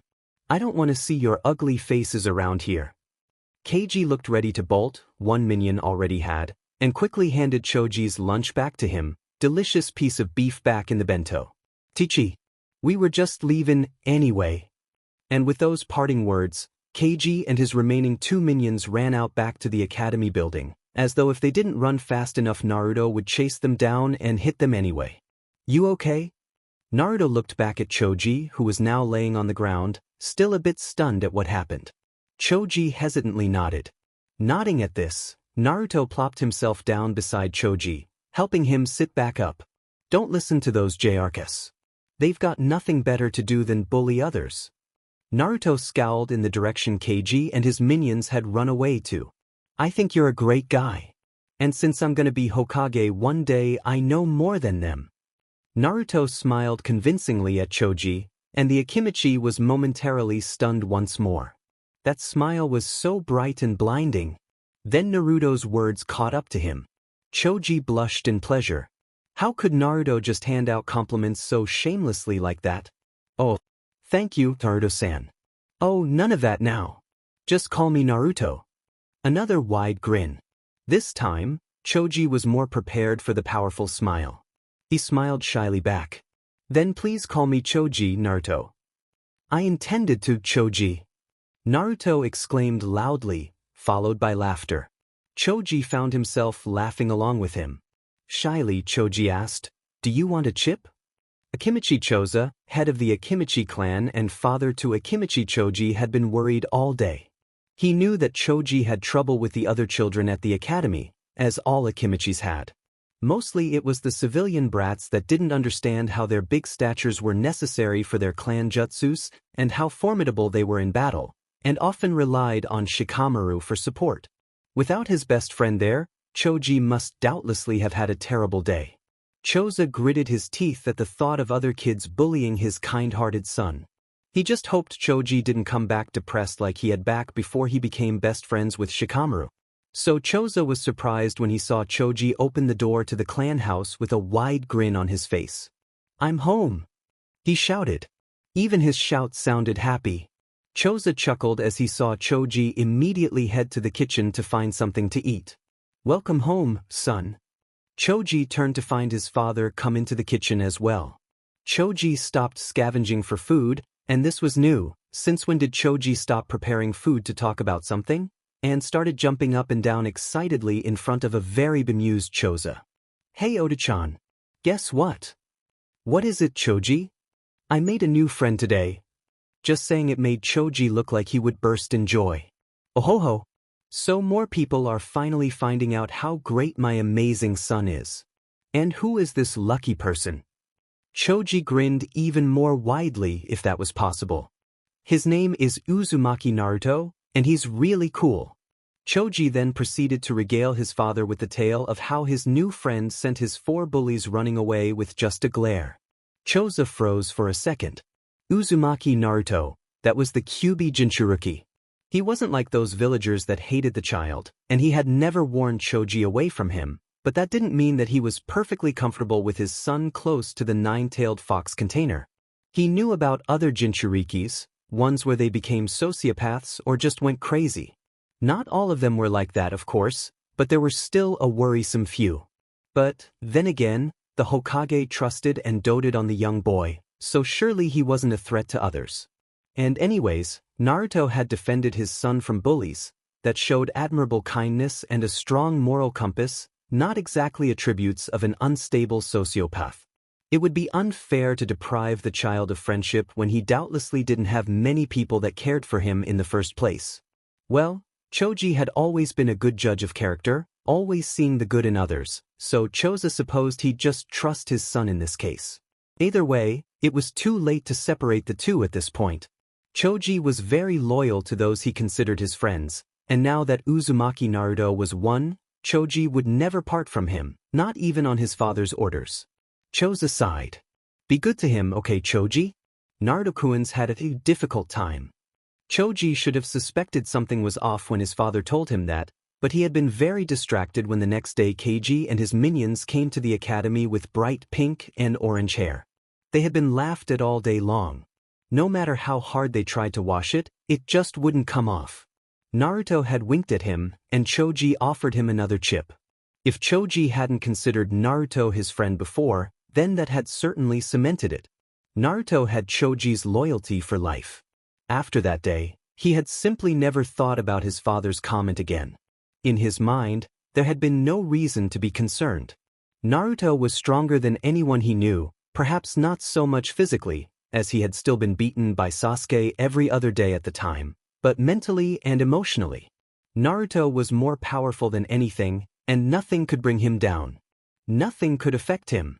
Naruto was Naruto, and he wasn't beheld to the same rules as the rest of them. Oh, how he had been wrong. Naruto was strong, yes, but he had still been a child. A child with no family, few friends, and a village full of people who hated him. People who wanted to kill him. Who had already tried to kill him. Choji heard a sharp crack. He looked down to discover his hands clutching the wooden table he was sat at, said table now suddenly sporting a large crack down the middle. "Oh, has the table offended you somehow, Choji-san?" Choji looked to find the owner of the barbecue restaurant. He was at smile benevolently at him. He was a short and funny old man with a bald spot almost as large as his white beard was long. He leaned forward over a cane and had trouble walking, but despite that always made sure to greet his customers personally. Choji jumped to apologize. "Oh, owner-san, I'm so sorry. I was just thinking something unpleasant, and before I knew what was happening, I promised to pay to replace the table." "Nonsense, nonsense. The old man smiled. You and your family have done enough for my establishment. Just sit down somewhere else while we replace the table and don't worry about it. Choji smiled back at the old man as he walked with him to another table for two. You seem to be in a good mood, owner-san. The kindly old man chortled in the way that only kindly old people can. Well, my competitor's barbecue shop closed down recently, so my sweet old restaurant is bursting with new customers and profits. Choji remembered this. The Inuzuka clan had not only revoked their patronage, but also publicly denounced the barbecue place the owner was talking about, citing it treated its clients in the most abhorrent manner. He knew Kiba was the one who had first petitioned to denounce the place, and had apparently succeeded. The Akimichi heir also knew that Kiba's mom, Inuzuka Tsum, had talked to Choji's dad about it, and immediately the Akimichi had sworn that never again would one of them set foot inside the place. And, frankly, once an Akimichi said something like that about a restaurant, there was no other option but to close down. Of course, something was off about all this. The Inuzuka and Akimichi would not so publicly ruin a restaurant this way just because of bad customer service. It required much more than that to gain that level of rejection from two large and rather relaxed, compared to the stuffy Hyuga, Konoha clans. Choji may not have the genius brain of Shikamaru, but even he could tell that something more was going on. He resolved that the next time he saw Kiba, he'd ask about it. Meanwhile, the old man started talking again, although I did hear the owner was found beat up in a deserted alley. They say his right arm broke and two of his ribs cracked. His body was so covered in bruises and animal bites that he was almost unrecognizable. The old man paused a bit, as though contemplating something. It's not so bad though. Couldn't have happened to a more deserving person, I say. He was a nasty man, always vicious to those he deemed below him. Prone to violence, he was. And he'd always lurk around with other unsavory folk, whispering and muttering amongst themselves. Didn't want to cross them if you were ever walking alone at night. Gave me a bad feeling, they did. Choji was left thinking about the owner's words as the old man walked away to greet others. He was startled out of his thoughts by the voice of the person he had been waiting for. Sorry for being late, Choji, Shika stopped to talk to me on the way. And there, heading towards him, was the constant subject of his thoughts ever since the night of the revelations. He was looking well, Choji thought. More filled out, as though he had been eating better and somehow a bit more cheerful as well. Perhaps our efforts to show him how much we care are paying off? As he saw Niji was standing guard outside the restaurant door, wait, was he really just going to wait outside the door until Naruto was done eating? Wasn't he going to at least come in and sit down? He could have just sat down with Choji and Naruto. Was Naruto not reacting because he was just used to this kind of subservient behavior? He decided that it was impossible not to get better with such devotion aimed at him. Niji probably made sure the future Hokage slept regularly and ate things other than ramen. Niji really is a good secretary, he couldn't help thinking. Finished admiring Naruto's seemingly improved health, Choji moved to embrace his friend. After their hug, they both sat down at their wooden table. It's no problem, Naruto. What did Shika want to talk about? He asked curiously. It's not often Shikamaru went to the trouble of looking for someone to talk to them. He mostly just talked to whomever he saw that day. Oh, nothing much. Said I should be careful, some villagers might be after my life again. The casual way Naruto said that made Choji freeze. What? He didn't realize he had voiced his thought out loud until Naruto responded to his question. Some villagers might be after my life again. He paused, picking up the menu and leafing through it as he continued to talk distractedly. It's actually kind of weird.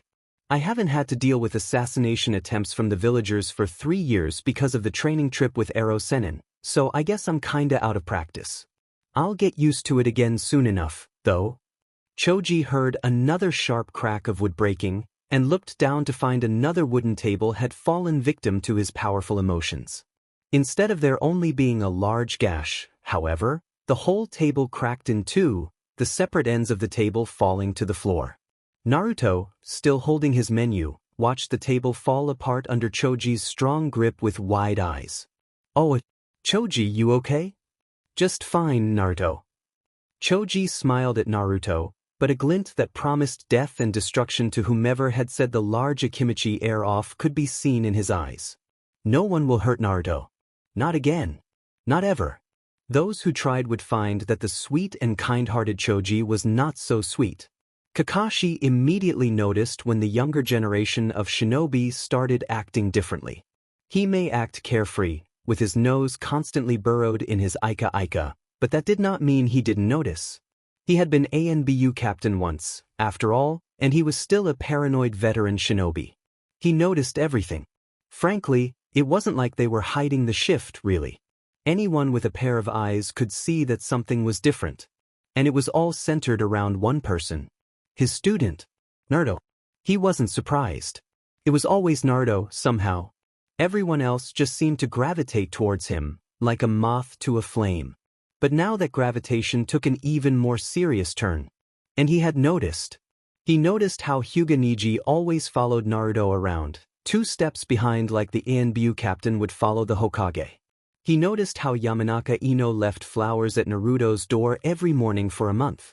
He noticed how Aburame Shino sometimes followed Naruto up to the Hokage monument, and how he'd simply watch Naruto meditate for hours.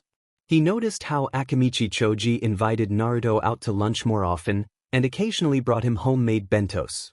He noticed how Inuzuka Kiba took every opportunity available to hug Naruto or touch him in some friendly way, so much so that Kakashi could constantly smell him on.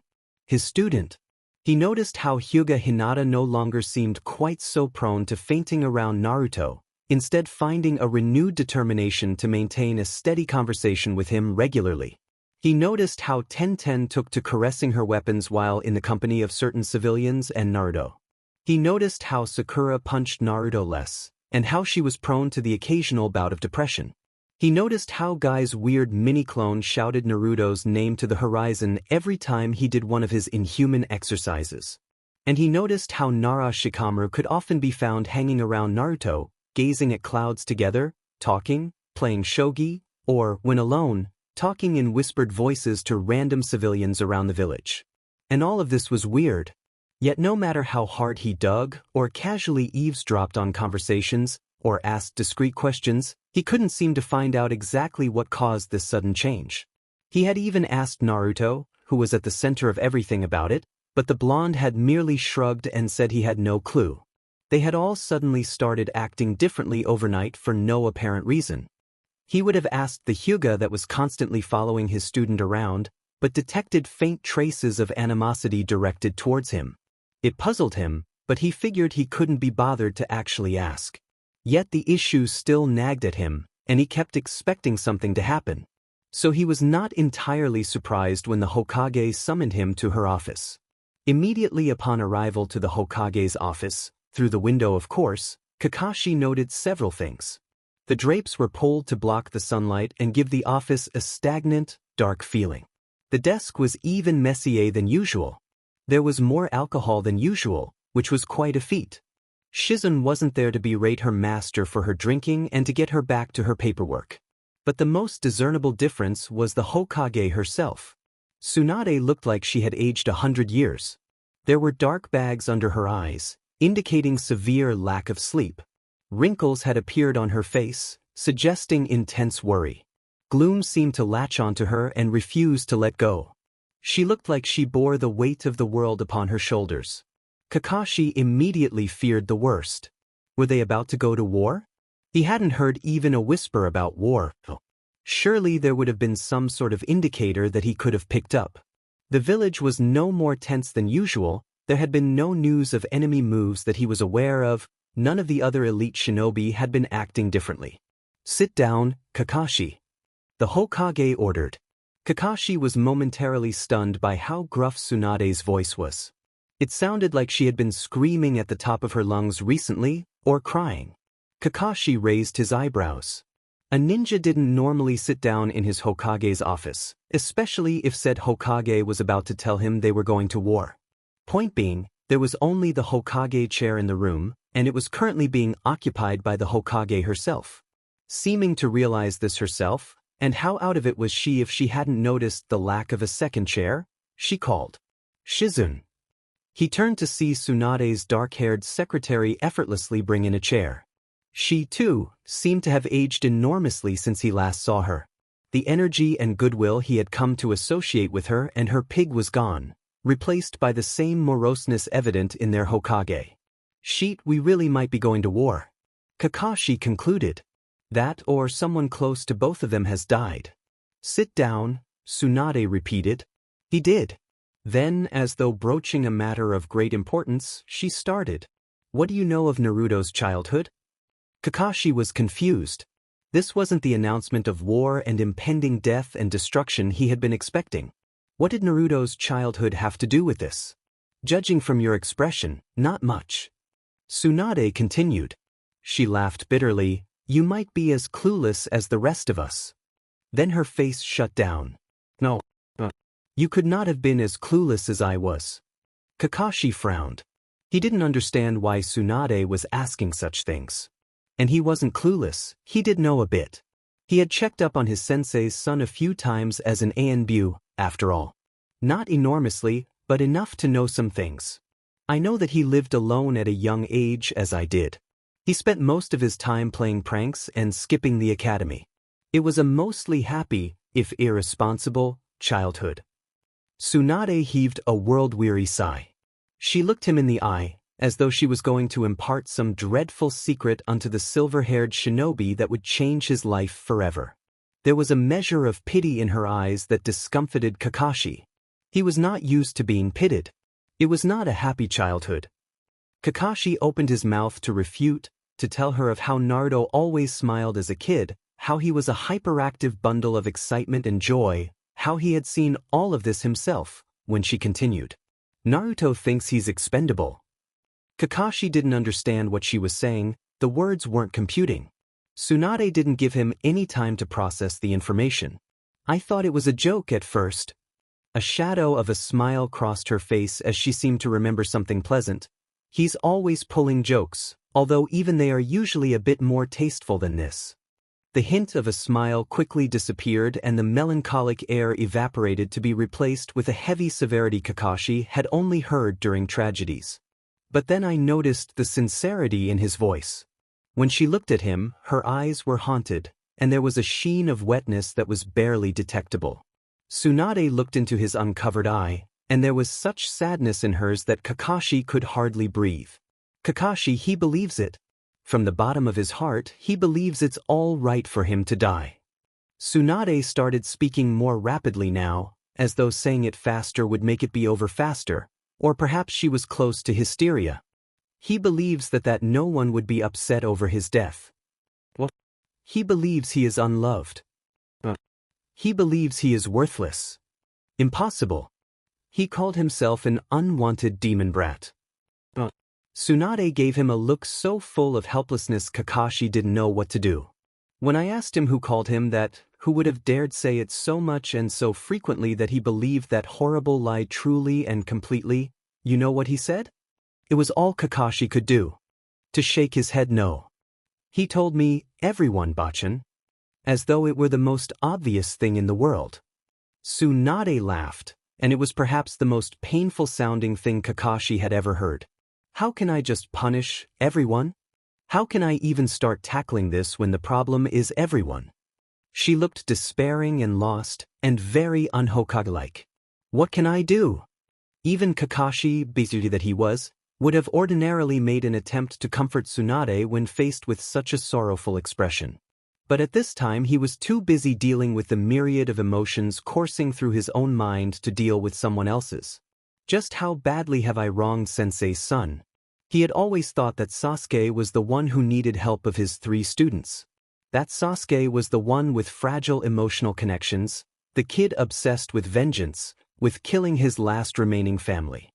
Kakashi had immediately assumed that that was what the problem he'd have to deal with would be. That's what he'd have to focus on. And look where focusing on Sasuke had gotten him. The Avenger had gone and become a missing nin working with Orochimaru, a known enemy of the village.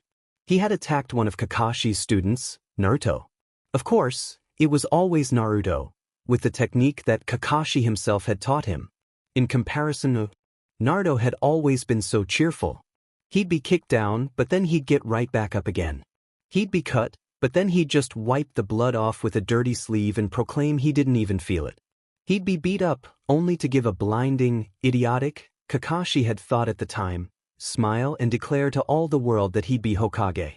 Naruto possessed a sort of unshakable confidence that made everyone around him believe that he'd be okay. A little hurt, but okay.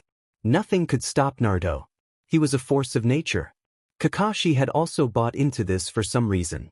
He failed to see these deep psychological issues that were present in his student. To call himself expendable, to think himself worthless, to refer to himself as a demon brat. These were not the sorts of concepts that spontaneously appeared in a day. These deep-seated, twisted, sick beliefs were the product of continuous exposure, of accumulation, of not days, not months, but years of psychological and emotional damage. And Sharingan no Kakashi had detected none of it. He had seen Naruto smile and laugh obnoxiously, and he assumed all he had to worry about with the blonde was getting him to stop being so loud. Kakashi had been fooled. An Expendable fooled by the act of a genin brat. And that kind of skill didn't arise spontaneously either. He needed to know how Naruto learned to cover his pain with a mask of a smile, and why. Why did Naruto learn this? What twisted his perception of his own self-worth in that manner? What Kakashi's voice sounded weak and vulnerable to his ears, completely unsuitable for a shinobi. He stopped, taking a deep breath to compose himself before starting again. What makes him think these things? If possible, Tsunade seemed to deflate even more. Oh, Kakashi! And again she shot him a sorrowful look that left him dumbfounded. And scared.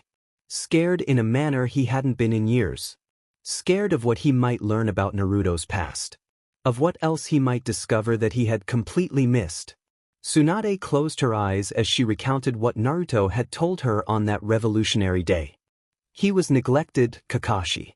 He was kicked out of the orphanage when he was 4, and has been living alone ever since. His neighbors, once they saw who it was, moved out, so he was left in an abandoned building in the middle of the Red District all by himself. He has never experienced the love of a family.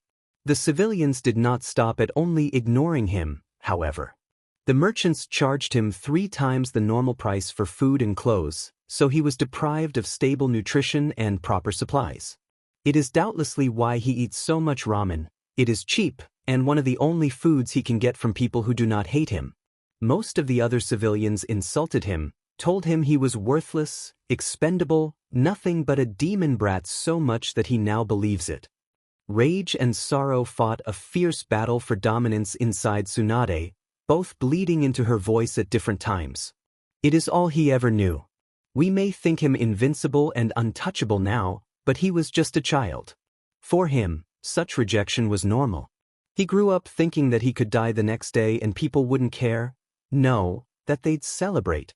What does that do to the mind of a child? How does that change them? With every word Kakashi felt a piece of him die. Distractedly, he observed that his hands were faintly trembling by the end of Tsunade's speech, and he was numb all over. But the worst was perhaps yet to come.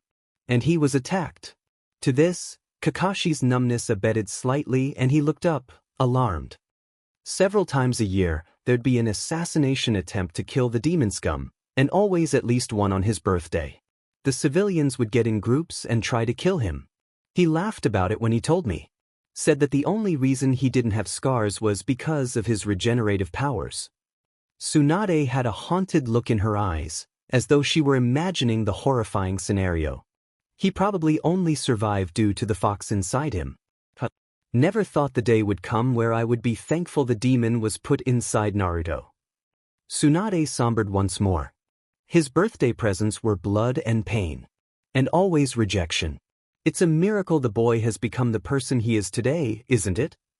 Tsunade looked at Kakashi for agreement, only to find him frozen in place. Kakashi was horrified. He had failed. He had not realized what was happening to Naruto, to his student, to his sensei's son, to the only family, blood-related or otherwise, he had left. Naruto had been suffering, and he had seen nothing. Kakashi had seen his old team in Naruto's. He saw himself in Sasuke, the stoic prodigy child with stunted emotions. He saw Rin in Sakura, as the girl with a hopeless crush on the prodigy and who was crushed on by the dead last in turn. Worst of all was Naruto. Naruto was a cruel combination of Obito, as the cheerful dead last who was always foolishly competing with the team prodigy, and Minato-sensei, as the physical blonde and blue-eyed copy of his father figure.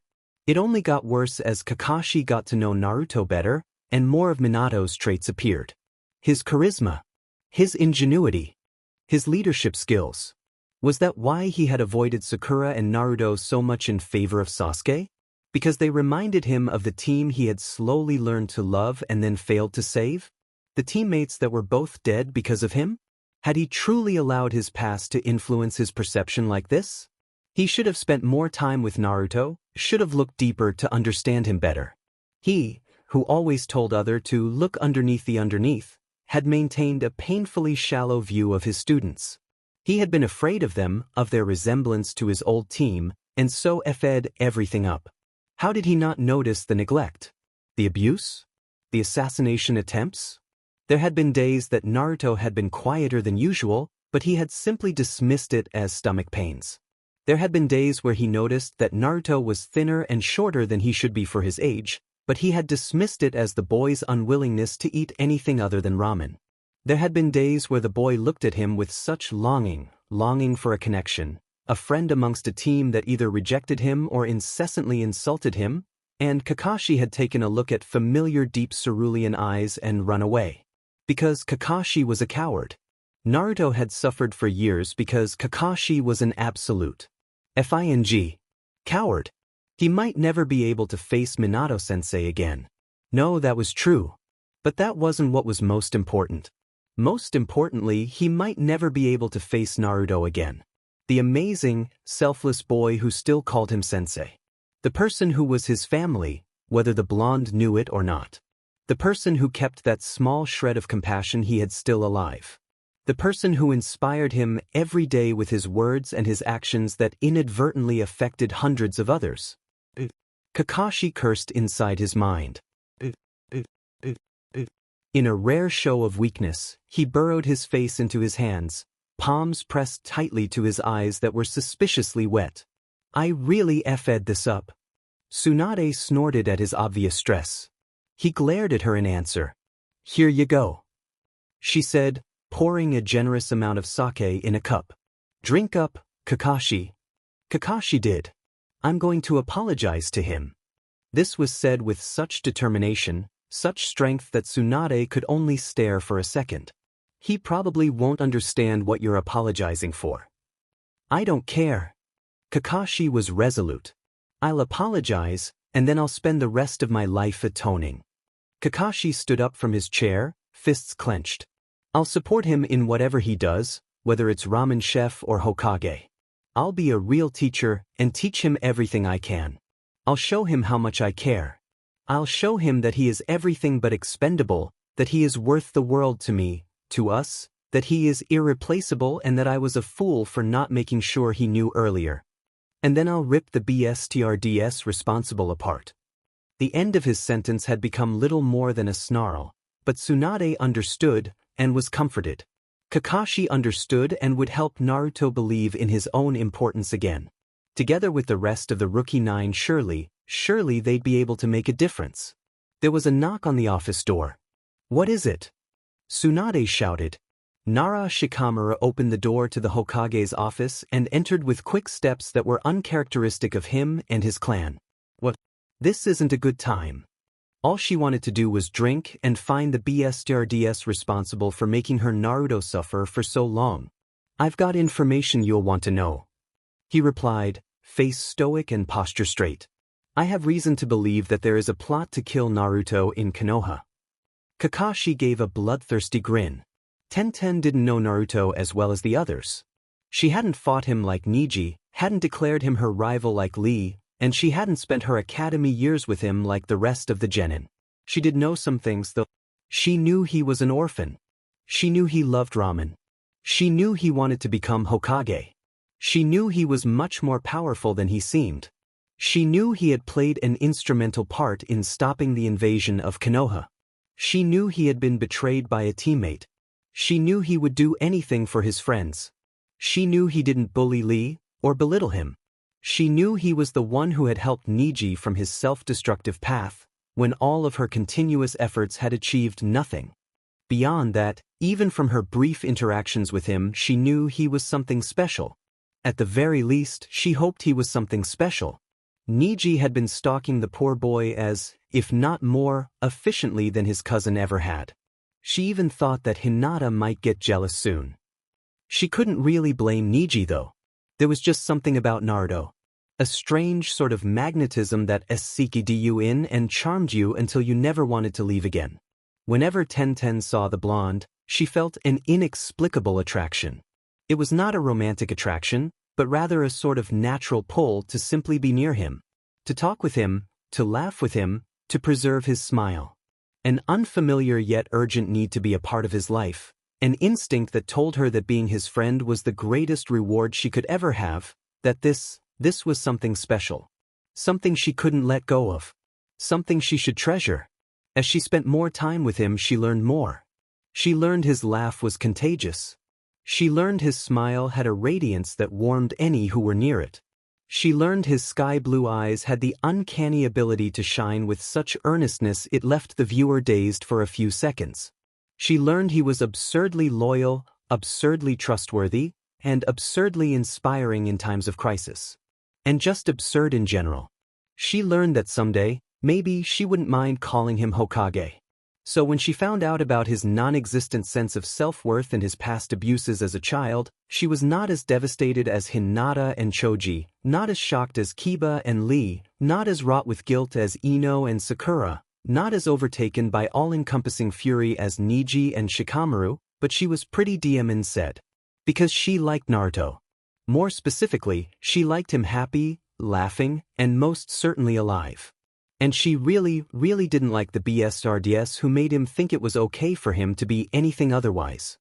Hearing everything he went through had been like having a bucket of ice-cold water dumped over her face. And not just ice-cold water, but ice-cold water with it. Few large chunks of ice still in it, that hurt and bruised your head when the bucket was dumped. Chunks of ice that happened to be shaped as extremely sharp and deadly needles that pierced your skin straight to your heart, impaling the organ and making all the blood in your body turn to frost until all you can do is breathe shallowly and hope it passes soon. You know, that kind of feeling. She figured, since it was those BSRD villagers' fault anyway for making her feel like that, she'd repay the service tenfold. She was a weapons mistress. She had plenty of ideas for them. As Tenten walked through the village, the civilians around her took a wary step back, afraid of the near-maniacal grin on the young girl's face that promised all sorts of painful occurrences. She was chuckling in what most would describe as a decidedly evil manner, absently fiddling with a kunai in her hand. It was a shock to most to see the normally fairly composed kunoichi behaving in this manner. They had learned to expect strangeness from her teammates, and had figured she was the normal one of the set. It appeared they were wrong. Suddenly, as though it had never been, Tenten's expression changed from gleefully murderous to earnestly happy and innocent. Her face lit up and she seemed to be radiating excitement, as though she had been pleasantly surprised by the sight of a rarely seen friend. The onlookers could only shudder at the sudden change in expression, and some wondered whether they had imagined the entire thing. Looking to see what had caused the sudden mood shift, the villagers collectively sneered. There, walking through the village as though he hadn't a care in the world and with his back turned to them was the demon brat. And so came the automatic response at the sight. It's disgusting how that creature is allowed to roam the village freely like this. One of the villagers snarled to the person next to him, revulsion and hatred all too evident in his voice. Did you see how it's walking around with others these days? The ninjas are treating it like a FNG person now. Another growled. He spit onto the pavement, as though needing the physical demonstration to express his disgust. The Hokage should lock it up before it decides to murder everyone again. An old woman said sagely, as though imparting some great wisdom. Lock it up? That thing doesn't deserve to live. The Hokage should just hurry up and kill it. We know it's just a matter of time anyway. You think people haven't tried? Another looked indignant. It just won't effing die. It uses its demonic powers to heal anything. Another of the nearby villagers opened his mouth to further comment, but was quickly stopped when a vicious kunai embedded itself in the concrete wall behind him. A moment passed and he felt a sting on his cheek, where a red line appeared, a single drop of blood trickling down to his chin. Paralyzed and afraid, it was all he could do to notice that a variety of other weapons had suddenly appeared entrenched in the walls near the other civilians he was talking with, all of them with shallow cuts on their cheeks where the weapons must have made contact. Slowly, apprehensively, they turned to the kunoichi they had been observing earlier, eyes wide and uncomprehending, not understanding why she would suddenly attack them. Tenten felt sick. Hearing these FING idiots talk about Naruto like that, like he wasn't even a person. Naruto who was everything that was so loyal, so wonderful, so strong, who would give his life to protect these very same shitty unforgiving piece of shit. How dare they? How dare they speak of him like that? Had they always done that? Did they do that where Naruto could listen? Did Naruto have to put up with all of this FNG sheet every FNG day? Tenten felt something inside her snap. She was usually a fairly tolerant person, having to put up with the shenanigans of her team who was nothing if not eccentric on a daily basis, but this was too much. Way too much. No one talked about Naruto like that. She turned to Naruto, making sure that his back was still turned to her and the villagers and that he hadn't seen or heard anything. They're lucky, Tenten thought. They're so lucky. If Naruto had heard them, then their day would have become much, much worse. As it was, though, they wouldn't be escaping unscathed. Ever so slowly, like a lion approaching its prey, she stalked towards the still paralyzed civilians. With a snarl, the weapons mistress hissed, "You all disgust me." The civilians looked affronted, but too terrified to say anything. "You are nothing more than cockroaches. Filthy, pathetic, crawling around self-importantly as though you know everything when really it's you who should be locked in cages, where no one can be affected by your bitter venom. It's you who should be killed for all of your ignorance and cruelty. So, the demon brat really is planning on killing all of us. He's convincing you that we should all die." Tenten couldn't hold it in. She laughed. It wasn't a laugh of joy, however, it was harsh and almost painful. The civilians winced when they heard it. "Naruto? Want to kill you?" Tenten laughed again. "You aren't worthy of even feeling his foot on your face." The villagers stood still, this time paralyzed not by fear, but by the sheer revulsion in the kunoichi's tone. "You mean nothing. You are nothing." She had to take a moment to compose herself, lest she do something she regrets. "You see that man over there?" She pointed at the still oblivious blonde who was talking to Niji. He means everything. He is loved so fiercely that people will lay down their lives for him. He is the inspiration. He is what we fight for, whom we follow to battle without questions, whom we know will always support us. There will be tales of his heroic deeds decades, no, centuries from now. He will be worshipped. And still it will not be completely what he deserves. Because he is beyond us all. She was trembling now, fists clenched and hair fraying out of her usually neat buns. Her face was flushed and her eyes were wild. The villagers had never been so afraid. Tenten shot them a piercing glare, and you worms won't be worthy enough to grovel at his feet.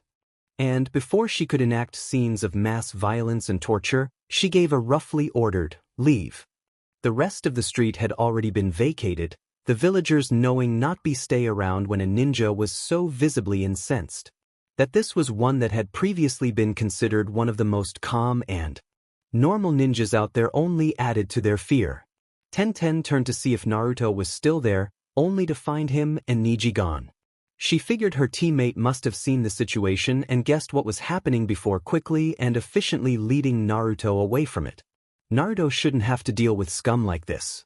Even if they couldn't erase his past, much as they desperately like to, they could do this. They could take care of these idiots so that he didn't have to waste his time on them. So that he didn't even have to see them. This they could do. And it felt good. Tenten turned back to look at her prey. At the 6 previously maliciously gossiping villagers' still terrified and uncomprehending stares, she repeated, "Leave. Now." As though something had finally clicked, The villagers rushed away from her in a mad scramble, hurrying to get as far away as possible from the murderous kunoichi with the mad gaze and trigger-happy fingers. As the last one tried to run off with the others, he felt a blinding pain in his foot. Hesitantly, as though afraid of what he might find, he looked down at the throbbing appendage. There, embedding his foot to the street floor, was a kunai. The villager was about to let out a guttural cry, but was silenced by hand on his mouth and the skilled application of a jiji. Trembling and with eyes so wide they looked like they would fall out of their sockets, he turned to the owner of the calloused yet feminine hand. Ten comforted almost affectionately. She could have been a mother soothing a child after a nightmare. "You're going to come with me now." The villager attempted to say something, but couldn't form any words due to the jiji in his mouth. All he could do was shake his head rapidly, quick, jerky motions that he kept repeating over and over. Ten grabbed his chin to stop him and made him look her in the eyes. His were wide and terrified, a frantic gleam to them. Still with a soft voice, the kunoichi continued, "Oh, but yes. You see, you said some pretty interesting things earlier. I don't know if you remember." She went to brush his hair out of his eyes before pulling it sharply, earning a whimper, something about trying to kill Naruto before and failing. The villager started crying silently, big, fat tears leaking out of his eyes. He gave more mumbled responses and she thought he was saying please, but she couldn't be sure. She didn't much care. The villager looked around desperately, searching for someone to help, but found only an empty street. "I know some people who would be very interested in what you have to say."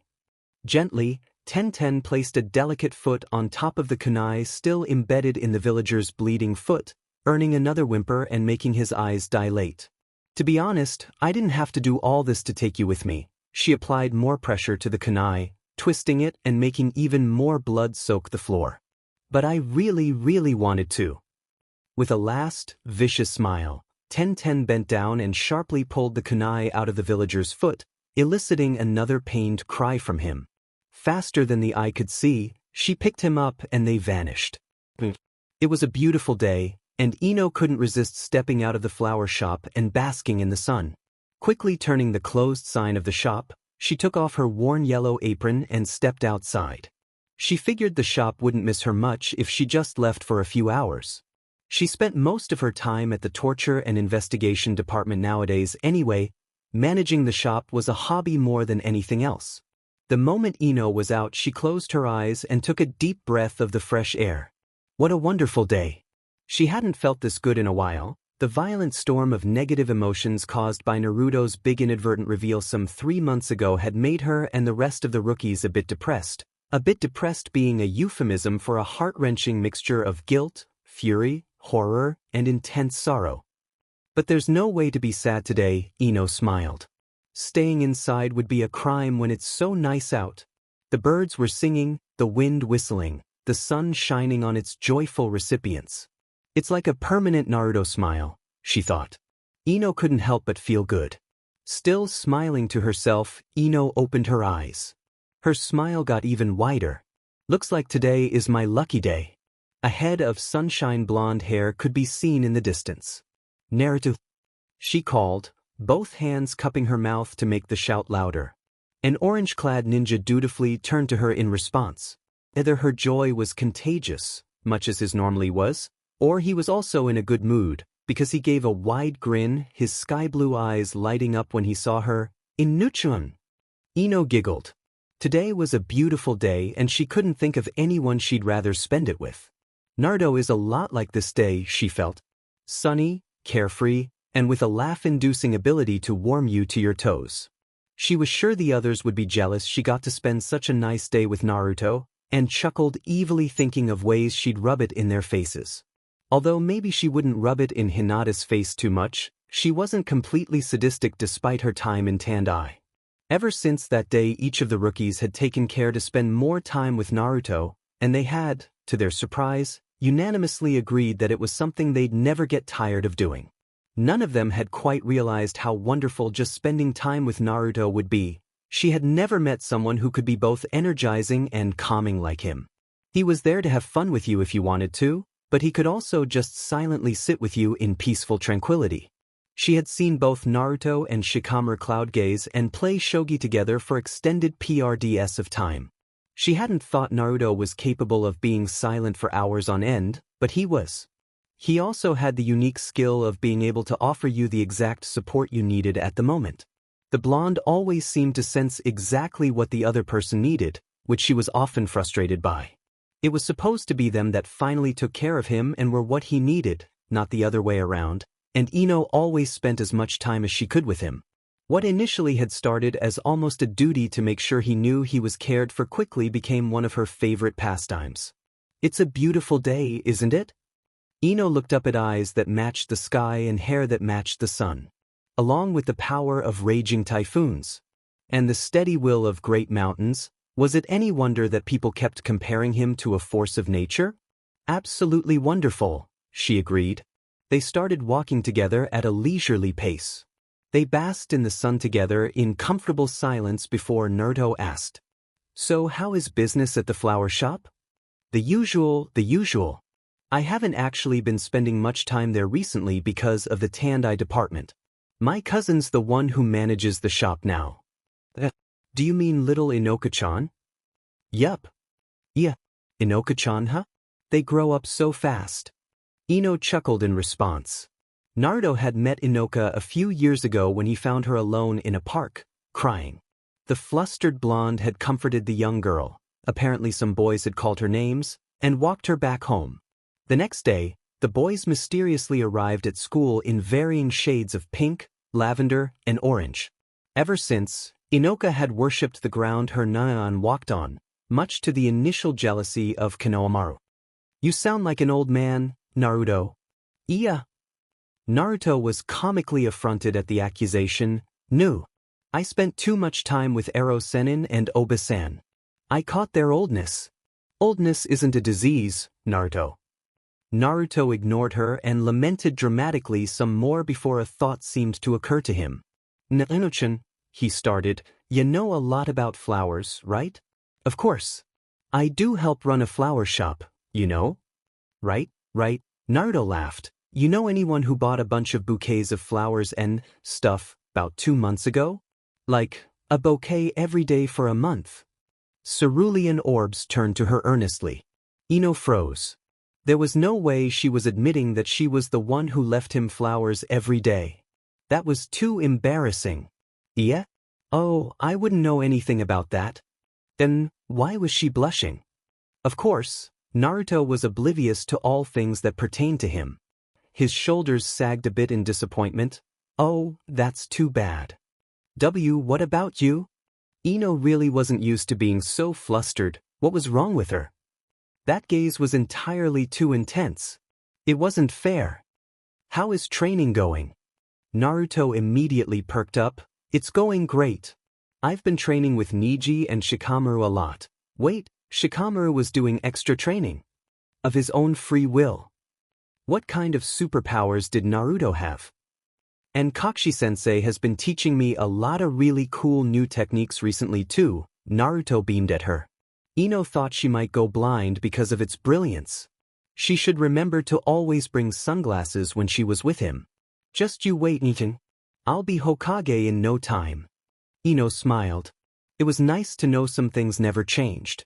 The conversation continued in much the same fashion as they spent their time pleasantly walking around the village. Naruto was so charismatic and energetic that Ino found all of her attention focused on him. Later, she'd blame Naruto's unique ability to command all of people's attention for the fact that she didn't notice anything at first.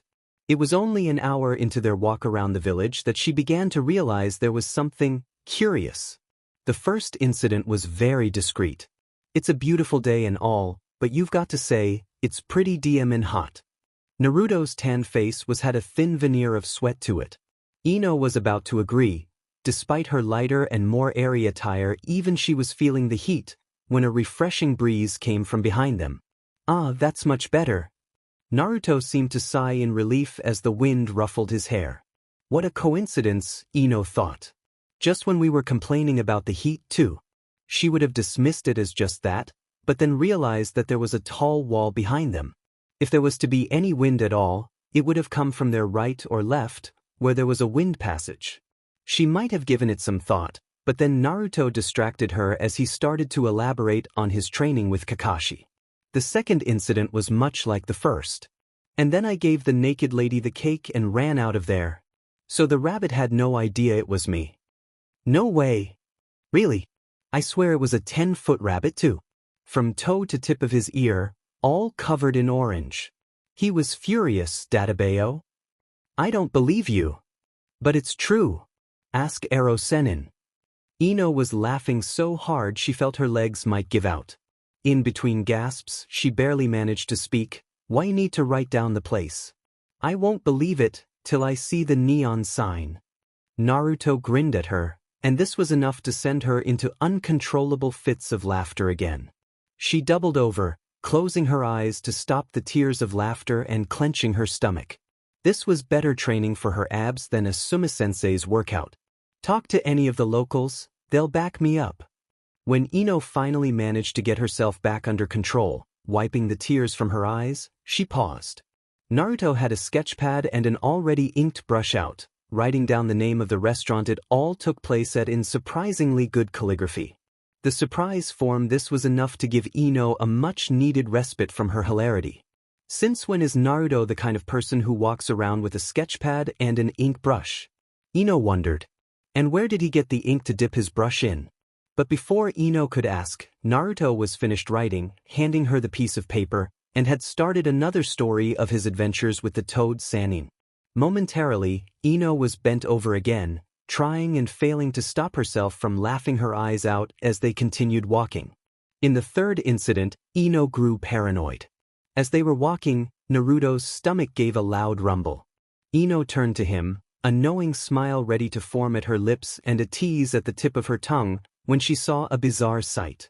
Naruto held a bowl of what appeared to be roasted vegetables and beef, still visibly steaming in his left hand, chopsticks in his right. Ino gaped at the bowl. That wasn't there 2 seconds ago, was it? With a disgruntled but resigned expression, Naruto gingerly picked up one of the vegetables and started eating. I thought you didn't like vegetables. Greater than the mystery of how the bowl appeared was the mystery of why Naruto was willingly eating vegetables. Naruto grimaced. I like some vegetables, he argued petulantly, just not most of them. He sighed, as though having said this 1,000 times before, his voice turning monotone. But fruits and vegetables are instrumental to my health, and I must eat them regardless of my personal preferences. Ino frowned. He sounded like he was quoting somebody. A rather formal somebody if the large words were any indication. Maybe Iruka-sensei? Naruto hadn't stopped walking while eating and talking, and Ino distractedly followed. She knew they hadn't stopped anywhere for food, and she didn't spot any storage scrolls on him. Delicious bowls of steaming hot vegetables and beef didn't appear out of thin air. Where on earth had he gotten that bowl? And where could she get one? That looked delicious. In true Naruto speed, the blonde finished his bowl of vegetables and beef in the next few seconds. Ino would have been impressed if she wasn't already on a team with an Akimichi. Oi, Naruto, where did you get dash? She stopped. Naruto, still walking, had stretched his right arm, right hand holding the now empty bowl, as though waiting for something. What the hell? Before Ino could even stop to think of possible reasons for this bizarre action, a cup of steaming hot ramen replaced the bowl in Naruto's hand. It was like magic. Naruto was weirdly holding an empty bowl, then, blink. The bowl is gone and in its place is a cup of ramen noodles. Completely baffled, and wondering if there had been something extra in her coffee this morning, Ino frantically looked around. She caught Niji, 2 steps behind Naruto as was custom. She hadn't even realized he was following them. She got too used to feeling his chakra signature with Naruto's, so she immediately dismissed it, sealing something back into a scroll. Had he just dash? No way. Must have been a trick of the mind. There was no way Niji had kept an already prepared and hot cup of ramen, and not even instant. This looked like high-quality ramen, sealed in a scroll only for Naruto.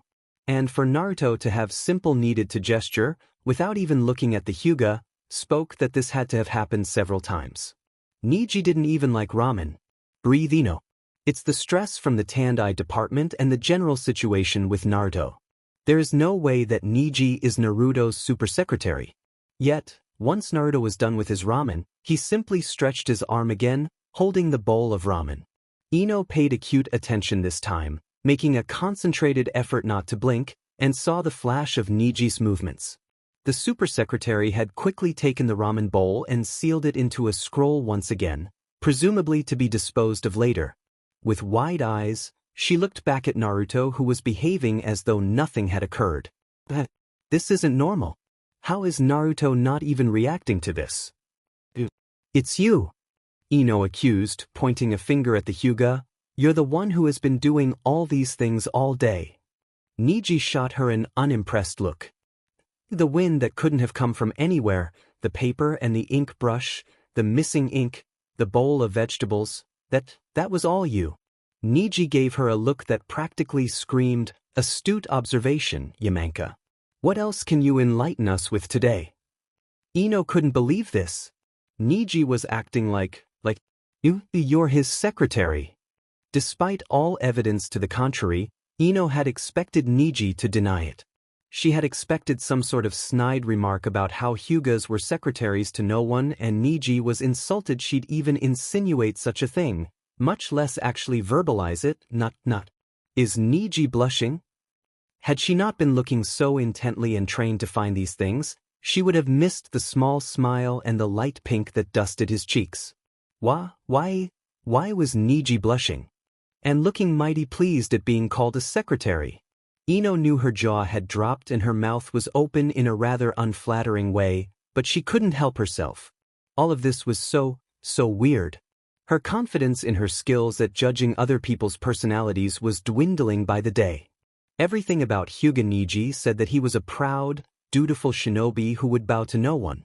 And yet here he was blushing and holding back a shy smile when being accused of being Naruto's secretary. She needed some time. She needed to re-evaluate her life. Oi, Ino, you okay? A concerned Naruto asked. How are you not dash? The usually very communicative Kunoichi struggled for words, not reacting to all this. She ended her question with wide eyes and even wider hand gestures, as though trying to physically compensate for her sudden inability to express herself through words. Reacting to what? And there was genuine confusion in his eyes, the obtuse BSUD, even though Niji was literally standing 2 steps behind him. Ino gaped at him a little longer, making a series of unflattering confused grunts that sounded more animal than human, before finally, damn it, how are you not reacting to all that? Triumphantly, Ino pointed an accusing finger at Niji. There, she thought, that was pretty clear. He has to understand now and I'll finally get an answer. Naruto looked behind him in the direction that Ino was pointing at. The bakery? Ino was shocked. What bakery? But when she turned to look she saw that indeed, behind Niji stood Yamadane-chan's prized bakery, in sharp golden letters over a pink headboard, with a best bread in Konoha sign right under. They do advertise the best bread. Aiwa. Ino felt like pulling her hair out. No, Naruto. Niji. The proud Hyuga with the I will bout no one attitude. How are you not reacting to dash? She struggled for words. Trust it was Naruto that would make her suddenly speechless. She'd have to keep this hidden from Shikamaru. He'd probably start calling Naruto-sensei and ask the blonde to teach him how to silence her like this. To Niji's super secretariness? Naruto was taken aback by her vehemence by the end. Super secretariness? This was like pulling teeth. No, she had done that at Tandai. This was way harder than just pulling teeth. He creates wind when you're hot. He gives you paper and brushes and ink when you need to write something. He stores vegetable bowls and your favorite ramen for when you're hungry. Niji is your super secretary. Ino was out of breath and practically yelling by the end. Naruto looked deep in thought. What are you saying? He's not my super secretary, Ino. Niji's my friend. He gave her a pointed look at this, as though emphasizing this last part. But Niji is definitely super. He always has everything I need, and he makes sure I get to everything on time. Naruto turned to smile gratefully at Niji, who couldn't hide a pleased flush. I don't know what I'd do without I don't even remember what life was like before he started accompanying me everywhere. But he follows you around everywhere. He accompanies me and keeps track of your appointments. His memory is simply better than mine and gives you stuff you need. He always carries a lot of stuff around anyway, so there's no harm in lending me some if I need it. Which he just happened to start carrying around once he started following you. Accompanying, and I don't know when he started carrying all this stuff. And I bet he teaches you calligraphy too. He insists it's an important skill for a Hokage to have. And stores vegetable bowls for you. He's concerned about my health, just as I am for his. And stores piping hot ramen cups for you. Like I said, he carries around a lot of stuff. Which he doesn't even like. Well, no one is perfect. Even Niji is allowed to dislike ramen. All this without you even having to ask. Niji understand me very well.